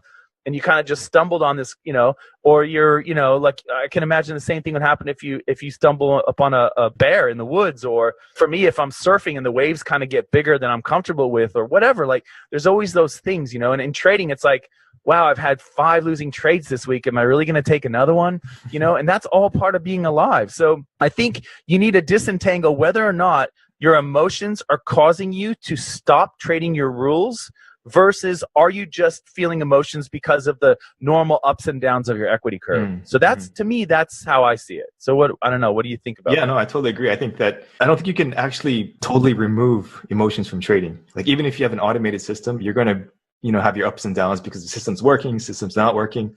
And I think like you say, it's part of being human. So you might as well enjoy the good part of it with the bad, as long as you don't swing too far in one direction, right? Yeah, I think that you need to maybe control them a little bit more, but not necessarily eliminate them altogether, because that's impossible. Yeah, that's kind of the default. It's sort of like the 2% rule where they say, always risk 2%. Well, some strategies are risk 2%. You're going to go broke, right? Yeah. Yeah. Like Matthew in London, he has an 8% win rate. If he risks 2%, he will go broke. He will lose all of his money. There's no doubt, because he's beyond the optimal F point. That anyway. So yeah. So I'm with you. I think it's kind of like a mind trick too. If traders listening to this, if you get to that point where you can be like, especially if you have a low win rate strategy, if you can kind of trick yourself into thinking after you've had lots of losing trades in a row, hey, this is really exciting. Like, I know I'm fearful, but that's because that's what I get paid for as a trader. I get paid to take risks where other people won't. There are people who are punching in every day, they're doing their time, and they're getting the same paycheck every week or every month or whatever it is, every fortnight, as they say here in Australia, every 2 weeks, right? Yeah. So, and you're not doing that. You're a trader. Maybe you have another job on the side or whatever, but that's cool. But what's cool about what you're doing is you're embracing fear. And you're saying, look, I understand. I get paid for this excitement, for this fear. You know what I mean? I don't know what's going to happen. I've had 5 losing trades in a row. I have a 37% win rate. Chances are I'm going to have another loss, right? I know I have a positive expectancy, and this is what I get paid for, this moment. And then pull the trigger, man. You know what I mean? Like, it's so cool. Like, one of my favorite quotes is, the Larry Williams story about how he won that trading contest. Yeah. And he was saying he was in a $900,000 drawdown when he won. Like, I think in November, December, at the end of the year, he actually lost. He would have won, but his record stands. You guys can look it up. I can link it up to the show notes if you guys want to check it out. But his record still stands. And I think his daughter has the second best result ever, which is pretty funny. Yeah. And she's an actress. Like, she's not even a trader, right? So Michelle Williams, yeah. So he was saying, hey, man, I'm a trader. He's like, look, I knew by August that I had wrapped up the contest. Like, he knew, or even by June, he knew that he was going to win it, right? Mm-hmm. And he could just kick back, not take any more trades. He's like, hey, man, I'm a trader. I'm going to keep taking my signals. You know what I mean? Like, it's awesome. Like, I think it's really cool that he's decided, this is what I'm going to do, because even though I could just say, oh, there, I won, game over, I kept going. And when he kept going, it even put him down from 1.9 million to 1.1 million. He lost that 900 grand or whatever it was the last month or month and a half, because he decided, hey, I'm going to trade. If I get a signal, I take it, Hey there, I hope you're finding this episode useful. I just wanted to let you know that Walter and I give away something valuable every month that helps traders improve their skills. You can enter to win by simply leaving an iTunes review and leaving a comment on our YouTube videos. At the end of each month, we'll look at the comments and reviews from the month, and we'll pick a winner at random. Each comment and each review counts for 1 entry during the month that it's submitted. So if you're interested in that, be sure to enter after this podcast is over. All right, back to the episode. That's really, I think, if you can kind of mind trick yourself into remembering that you get paid to take risks, it's a different story, Yeah, no, totally. The mind trick that I started using that helped a lot was just being curious about the losers. Why did it lose? Was there something I could have done better? And just being able to dig into that without any judgment or like fear of the loss or any regret of the loss either. And that really helped me out. But are there any other mind tricks that you know of that have helped you or other traders? Well, the biggest one that I really like to promote for people is the execution journal. And I think for me, that was a game changer. Like the idea, and I'll explain what it is. So most traders, what we do is we go, oh, you got to keep good records. Oh, you got to, pull the emotions out or whatever. Like they say things like that. Or if I automate it, then the emotions are out. And like you said, that's all BS, right? Like you still turn on the robot. You still turn off the robot. Yeah. You still see drawdowns from the robot. You might be able to shirk the responsibility and say it's not me anymore, it's the robot that's doing it, but it's still, you can still intervene and say, holy crap, the markets are crazy, I'm going to turn off this robot. So automating trading does not take the emotions out. You still have to babysit your stuff, right? But the other thing is this execution journal for me was the biggest game changer. So instead of focusing on, which system did I take, what was the signal, when did I take it, how much did I make, where was my stop, what was the R return and all that, and that's all great. And writing down, I felt really bad about taking this signal. It didn't look really good to me, but technically it was, so I took it. That sort of stuff is great, However, the best thing I've been able to do for my trading is have an execution journal where I actually rate my entry on a scale of 1 to 5 and rate my exit. What this does is it shifts my focus from why did I lose to am I following my strategy? And it's really weird to do that and to start rewarding yourself for having 7 losing trades in a row. But if you've performed your system according to its rules and you're getting 4.5, 5 out of 5 stars because you're doing a really good job, then you should be happy. And the only reason why you have drawdowns, the only reason why you have losing streaks, provided that your strategy actually makes money, of course, and presumably we tested that, we have a pretty good idea, we have a handle on that, it's because of bad luck. So all of a sudden you're letting go and you're saying, bad luck has given me a losing streak. I can see I'm executing according to my plan. So you know what I mean? It's a different way to look at trading instead of, because it's so easy to change things up because you have a losing streak and go, oh, well, I see here if I would have added the stochastic, then I would have, missed out on, you know what I mean? Like, that's how you go down the slippery slope, man. Like, that's terrible, right? So, yeah. Yeah, it's all about focusing on the process, right? Not necessarily the result, but the process. That's a great way of putting it. Yeah, that's exactly right. Yeah, exactly what you said. Focus on the process. Focus on, am I executing? Not, am I losing money? Am I making money? Hey, man, look, one of the worst things that can happen to you as a trader is for you to do really well on the back of bad habits. That happened to me. My first week trading, right? My friend convinced me to move in with him, quit my job, take my trading stake. We put it in our account. Second night, we tripled my money, our account, right? Oh, yeah. And that was Tuesday or whatever. It was Tuesday. Yeah, Tuesday. And then by Friday, it was gone. Like, you know what I mean? Like, like that was my story. That was my introduction to Forex trading in 2000. Like, that was it. 20 years ago, I got into the game and it was all like bad habits, man, and not knowing what the heck I was doing. And so that was probably one of the worst things that could happen to me because I saw that you could make money doing it, but I didn't know how. Because I didn't, it was just dumb luck. Like, it was stupid. So execution is key. Focus on, like you say, it's really all about, are you doing the right things? Not the result. It's process. Like they say, keep chopping wood, that's the key. Yeah. Cool. Awesome. Thanks, Walter. Thank you. All information in this podcast is for educational and informational purposes only and is not trading or investment advice. If that 7-year-old can tell you that that's a trending chart.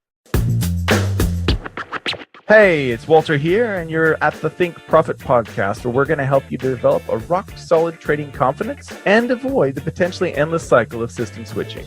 Right, Hugh? That's right. We're going to help you develop a wealth mindset, develop a trading strategy that fits your core personality, and help you overcome the obstacles that stop over 90% of traders. All right, Hugh, sounds good. You ready to go? Yeah, let's do this. Hey, Walter, something I learned early on was that the crowd is usually wrong. There are a lot of books about this, and I think I was kind of wired to do that naturally. I'm kind of like go against the crowd or whatever. But I want to hear your thoughts on mass psychology of crowds, and how you use that in trading. Yeah, so I think you're right, by the way, that your approach, I think a lot of people watching this, a lot of traders, I think, are contrarian by nature, and they're drawn to trading that way. Yeah. I do think, however, there are certain asset classes. So if you're a futures trader, if you're a currency trader, if you trade CFDs, which are illegal in the US, but like in England or Australia or New Zealand or whatever, you can trade them, you probably have some contrarian bent, probably. If you are investing in real estate, if you're investing in shares or stocks, there's a chance that you're the other side, that you're more of a social proof. So everyone should look up social proof. That's the cognitive bias you want to pay attention to when it comes to this. I saw somebody the other day, I think it was on Twitter, they posted a thing, and I don't know who she was. I think she was like some actress or something, or reality star. I literally don't know who she was, but apparently she was famous. And it was a video, this guy, she was talking about how like stocks were going to rally and stuff. And she was clearly not, like, that's not her game, right? And the guy was like, that's it. S&P 500 has reached the top because so-and-so has claimed that it's going to go, further or whatever. And so he was making the contrarian point, which is what I like to do. And so one of the things you can do, and sometimes people fight me on this, but I would encourage you to look at the data. The easiest way to look at the data is to get an account at Awanda. We can put the link in the show notes. And at Awanda, you will have access to their tools. They have really cool tools there. And you can map out the open position ratio, which is just a fancy way of saying the percentage of traders long or short a currency pair. And you can map that against the actual price. And you can go back at least a year, probably even further. I think you can zoom out further. Anyway, and what you will notice is a very interesting phenomenon, which is as more and more traders sell the Euro USD, for example, selling euros, buying USD, as more and more traders as a percentage, like when that gets really high, like 70, 75, 80%, what you will notice is that the Euro USD will tend to go up. Don't shoot me for it. I'm just the messenger, right? I'm just telling you, this is a very valuable tool. Is it foolproof? No. Is it always that case? No. All I'm saying is that if you have two things, if you have a chart that you look at and it looks like it's trending, and you say, and you can bring over your 7-year-old and point to the chart and say, hey, put it on line chart. Is it going mostly up or mostly down, or is it just going up and down, up and down? Hey there, I hope you're finding this episode useful. I just wanted to let you know that Walter and I give away something valuable every month that helps traders improve their skills. You can enter to win by simply leaving an iTunes review and leaving a comment on our YouTube videos. At the end of each month, we'll look at the comments and reviews from the month, and we'll pick a winner at random. Each comment and each review counts for one entry during the month that it's submitted. So if you're interested in that, be sure to enter after this podcast is over. All right, back to the episode. If that 7-year-old can tell you that that's a trending chart and the open position ratios are flipped, so if the Euro USD is going up, making higher highs, higher lows, and the open position ratio shows you that 70, 75, 80% of the traders are selling the Euro USD, that's a pretty strong trend. Mm-hmm. And I would count on that trend breaking through resistance and to keep going higher. And of course, the opposite is true as well. Now, so what you want to do is find a good broker that has these. The best one I found is IG Markets. They have a big chunk of the retail market. These are retail traders. They're not funds. They're not pros. They're the people that we're trying to take money from, right? Our fellow retail traders, right? Those are the traders that you'll see at Awanda, Saxo Bank, IG Markets. There's lots of them out there. I think even Daily FX or certain news websites. I don't know if FX Street does it. I don't think it's retail traders. I think it's their experts or something. They're buy. So that's what I like to use. And so that's a contrarian point of view. We don't move the market. We're very small. Retail traders are a very small percentage of the currency markets, and our broker is really participating in the real market, and we're sort of trading an image of it. I think using the crowd as a gauge for the strength of trend can be very valuable. And so that's one way to do it. Just look at the open position ratios and look up social proof, look up all the cognitive biases, see how those are. And social proof is the one that really, which is basically this idea, if it works for everyone else, it should work for me. If my uncle keeps flipping double wide trailers in Alabama, I can flip double wide trailers in Alabama or whatever, my friend keeps buying Apple and Tesla stock, I should do the same thing sort of thing. That's social proof. And so that's what makes a trend happen. And that's what makes a bubble happen. And that's what sooner or later, there's no more there's no more fuel, right?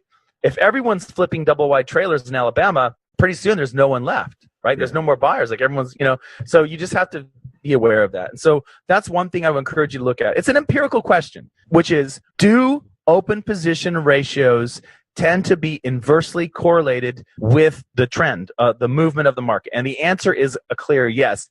And like I said, don't take my word for it. Have a look yourself. So yeah. I've tried looking at the commitment of traders in the futures market. That really didn't work for me. Have you looked at that? Yeah, that's interesting. I was actually hoping you'd bring that up. For me, the problem is it didn't come out. I think it comes out weekly. Yeah. Last I checked, it was weekly. So what Hugh's talking about is different. That's the pros, right? And that's futures. We're in spot retail Forex. It's a little bit of a different market, right? But I think that could be useful if you were like long-term position trading, maybe like, weekly charts or something, or maybe some sort of daily. I haven't been able to make that work either. I have to admit, though, I didn't have high hopes for it because it didn't give me enough data. If I go to IG Markets, every 10 minutes, they're going to refresh the open position ratios. If I go to Owanda, every 15 minutes, they're going to refresh the data. So it's a little bit better data, you know what I mean? Yeah. Otherwise, the COT is just too lagging. Yeah, exactly. Yeah. Okay, cool. Thanks, Walter. Thank you. All information in this podcast is for educational and informational purposes only and is not trading or investment advice.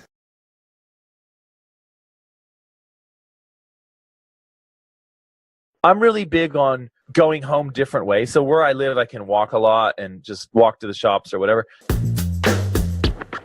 Hey, it's Walter here, and you're at the Think Profit podcast, where we're going to help you develop a rock-solid trading confidence and avoid the potentially endless cycle of system switching.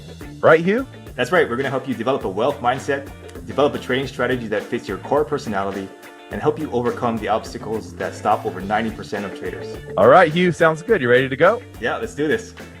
Hey, Walter, what do you think about doing things a little bit differently during the day, like brushing your teeth with your other hand, stuff like that, in order to get your brain going? Yeah, I think that's good. I think in some ways, like, traders can do that too. Like, if you're used to trading the daily charts, what if you started demoing on the 5-minute, just to, you know what I mean, exercise different muscles and things like that. I think in some ways, the theory of the neurophone, or the neurophone that we talked about before in another episode, you guys can go back and find that. We can put that in the show notes. That's meant to kind of activate more of a whole brain, sort of thing. And they say that women have a much... Yeah, like their corpus callosum between the two hemispheres, they have a stronger one. So that's why they often are better at verbally speaking than we men are. And so the neurophone is meant to sort of activate the whole brain and in a way kind of help with that, which is, I think, is what's happening. Like, if you tie your right hand behind and you just use your left hand for the whole day to brush your teeth and, make your lunch and whatever, that's kind of the same idea. As you're kind of just becoming a little bit more. I know it's just spatial, but it's like, it's a way of becoming more whole-brained. And, we really do have a lot of flexibility. We know about neuroplasticity and people who get horrible brain injuries. And then the area of the brain, for example, that is supposed to make your legs move or whatever, that's eliminated. Eventually, your brain will get to the point where you can, start walking again or whatever. Like, those sorts of things happen. It's easier when it happens when you're younger, obviously. Mm-hmm. But those sorts of things are possible. So I do think there is something to that. I think also, just looking back on my life, the best times I've had in terms of success and achievements have been when I've stretched, try to do something a little bit harder than, a little bit more uncomfortable. Like, being uncomfortable is when I find a lot of growth comes. So that's something that I think people might want to think about. And that, in a way, what you're talking about is that, isn't it? Like, it's a small little way to, like, I'm really big on going home different ways. So where I live, I can walk a lot and just walk to the shops or whatever. So I like to, not be a habit and, always walk the same way. And you know what I mean? Like, go through different neighborhoods or whatever and take a different path and just stuff like that. Because otherwise you end up on autopilot, don't you? Like, you just do the same thing. Like, if you allow yourself, you will. So it's kind of good to mix it up a bit. Yeah. If you look at the world just in a little different way, it'll help you see other things differently also, I think. And just open yourself up to new ideas, or even new people, like walking home a different way, meet new people. Never know what can happen, right? Hey there, I hope you're finding this episode useful. I just wanted to let you know that Walter and I give away something valuable every month that helps traders improve their skills. You can enter to win by simply leaving an iTunes review and leaving a comment on our YouTube videos. At the end of each month, we'll look at the comments and reviews from the month, and we'll pick a winner at random. Each comment and each review counts for one entry during the month that it's submitted. So if you're interested in that, be sure to enter after this podcast is over.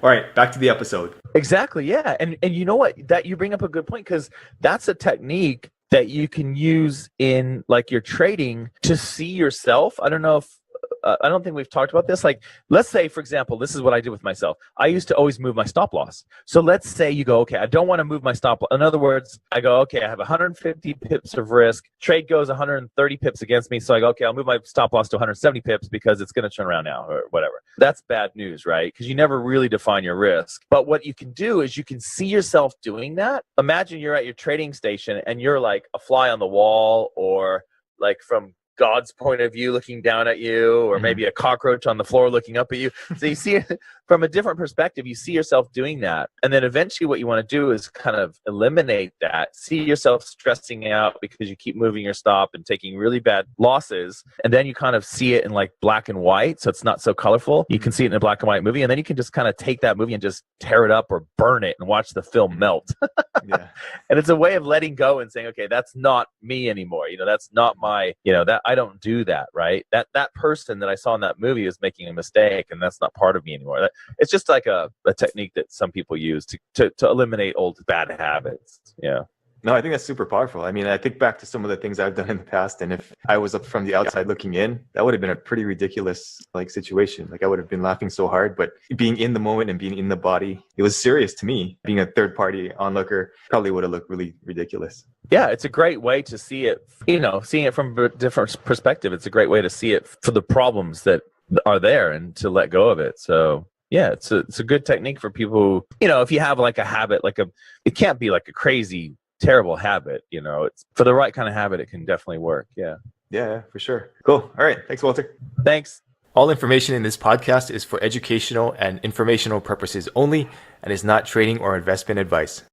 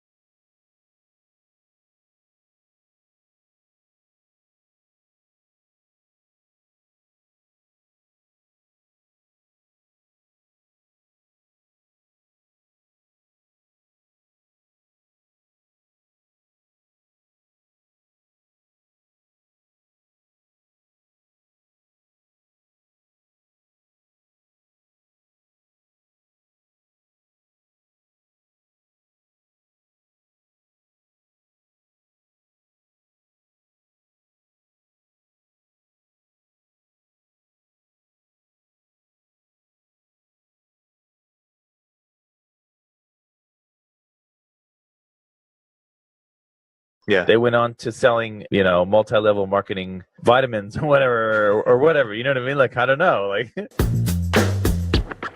Hey, it's Walter here, and you're at the Think Profit podcast, where we're going to help you develop a rock-solid trading confidence and avoid the potentially endless cycle of system switching. Right, Hugh? That's right. We're going to help you develop a wealth mindset, develop a trading strategy that fits your core personality, and help you overcome the obstacles that stop over 90% of traders. All right, Hugh, sounds good. You ready to go? Yeah, let's do this. Hey, Walter, what do you do to cultivate mental toughness, which is necessary for trading? Yeah, I totally. So I call it resilience. There's a guy named Martin Seligman. I'll put the links in below.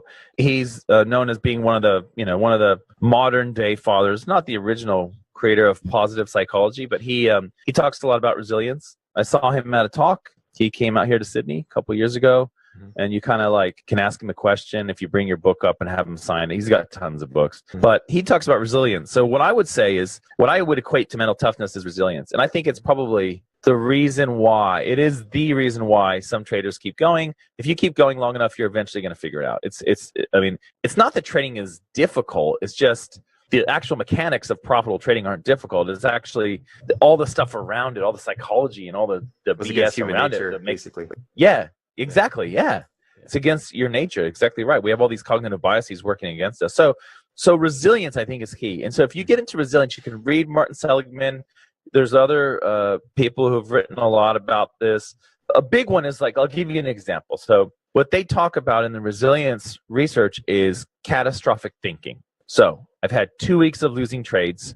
I'm down 9% of my account. And so I start to wonder, like, what's going on? Like, is my system broken? Have the markets changed? Am I going to lose all of my money? This is never going to work for me. How am I going to be able to pay my mortgage or whatever? Like, that's catastrophic thinking. It's just taking a little tiny thing and blowing it up out of proportion. Because the reality is, if I shift my focus and say, hang on, 2 weeks of losing trades, how many trades is that? 6. Okay. What are the probabilities that I'm going to have 6 losing trades according to my rule? Oh, well, it's actually 85%. Okay, so actually what I'm talking about here is something that's actually quite likely to happen, and that it's happened is not a big deal because it's predicted given the parameters of my system. So, you're just trying to shift the way of seeing it, and instead of allowing yourself to snowball and get really hyper negative. That's catastrophic thinking. So that's like one tool, right, for the resilience. The trader who wants to be resilient is to shift that catastrophic thinking into another. How can I state what I've just said?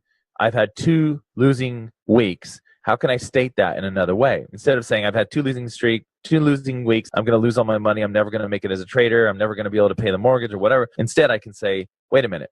I've had 6 losing trades. Is that normal? And the answer is quite logically, yes, it is normal because I know the probability of that happening. So for me, that's how I view mental toughness, is sort of building up your resilience so that you're able to withstand those terrible moments that we're presented with as traders. That's really what we get paid for. Other people don't want to deal with these sorts of things, and we have to deal with them face on. So that's what we have to do. Yeah. Mm-hmm. Yeah, for sure. Would you say that people who faced some sort of breakdown like that, like blowing out an account or several accounts, develop that quicker than people who are more risk averse and don't take a lot of risk or blow out an account early on? Do you think that they have less toughness or resilience just because of that?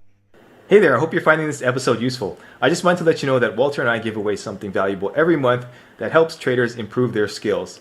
You can enter to win by simply leaving an iTunes review and leaving a comment on our YouTube videos. At the end of each month, we'll look at the comments and reviews from the month, and we'll pick a winner at random. Each comment and each review counts for 1 entry during the month that it's submitted. So if you're interested in that, be sure to enter after this podcast is over. All right, back to the episode. That's a good question. I don't know. I think if you read like the Market Wizards and the New Market Wizards, almost to a trader, they all talk about how they blew up their account and they basically swore to never do it again. Yeah. Or they blew up their account and then their second and their third, and they swore to never do it again, sort of thing. It's a tough question. I often wonder, like, are you better off just totally blowing up in the beginning, or, getting on a lucky streak in the beginning? And I think that it's blowing up, but I'm not sure. I'm not sure. I think there are probably tons of traders that we never hear about who started trading, blew up their account, and then just never went back to trading. Yeah. They went on to selling, multi-level marketing vitamins or whatever, you know what I mean? Like, I don't know. Like, so yeah. I'm not sure. Like, or they went to go flipping houses or whatever the next thing is, So I really don't know. It is crazy though. When you read the interviews of traders, it is amazing how many traders have the same sort of basic story, which is, yo man, I started trading, things are going well, and then boom, I lost all my money and I swore to never do that again. So I decided that my risk would be blah, blah, blah. It's amazing. It really is a common thread. Yeah. Yeah. And I don't know if the people who didn't blow out would want to tell their story. I don't think they're the type of person who would tell the story, or maybe the people telling the story wouldn't think that's interesting. So they wouldn't write a book about them or interview them. Right. So maybe it's just some sort of like filtering bias or something. Yeah. And you bring up a good point, because I would argue that there are some traders that just want to tell stories. Yeah. They don't want to make money. They just want to go, oh man, you wouldn't believe I was in that Euro trade, and then the interest rate came out and blah, blah, blah. That's what they get. Like Ed Sequoia says, everyone gets what they want from the markets. Some people get these stories that they get to tell. Like that's their thing. War stories. Yeah, exactly. War stories. That's exactly right. Yeah. Okay, cool. Thanks, Walter. Thank you. All information in this podcast is for educational and informational purposes only, and is not trading or investment advice.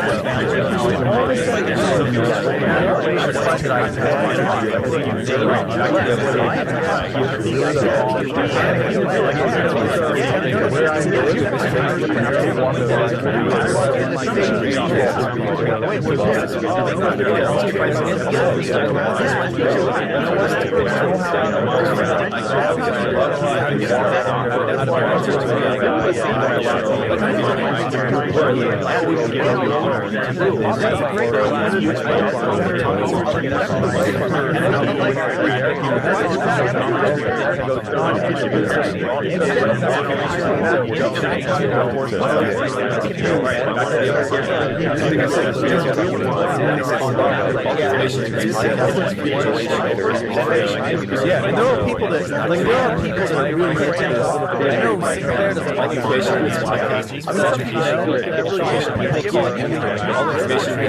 There are people that so get that off.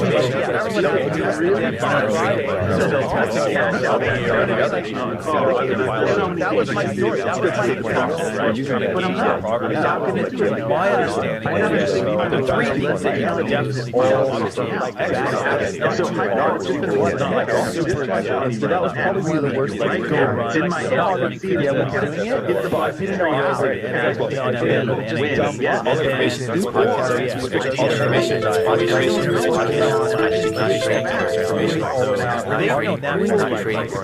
know the animals that are on a reduced calorie intake keep chopping for years. Those people have to go through loss. After like all the information in this podcast is for educational purposes. Only 12 hours is not trading for investment advice. They've known that for a long time, but it's only, I think, just recently that the resveratrol and the NAD and stuff. What they're saying is they're under a path called sirtuin, and the sirtuin paths are actually the ones that kind of all information in this podcast is for educational and information purposes only, not because trading or investment people advice. write stuff off, don't they? Like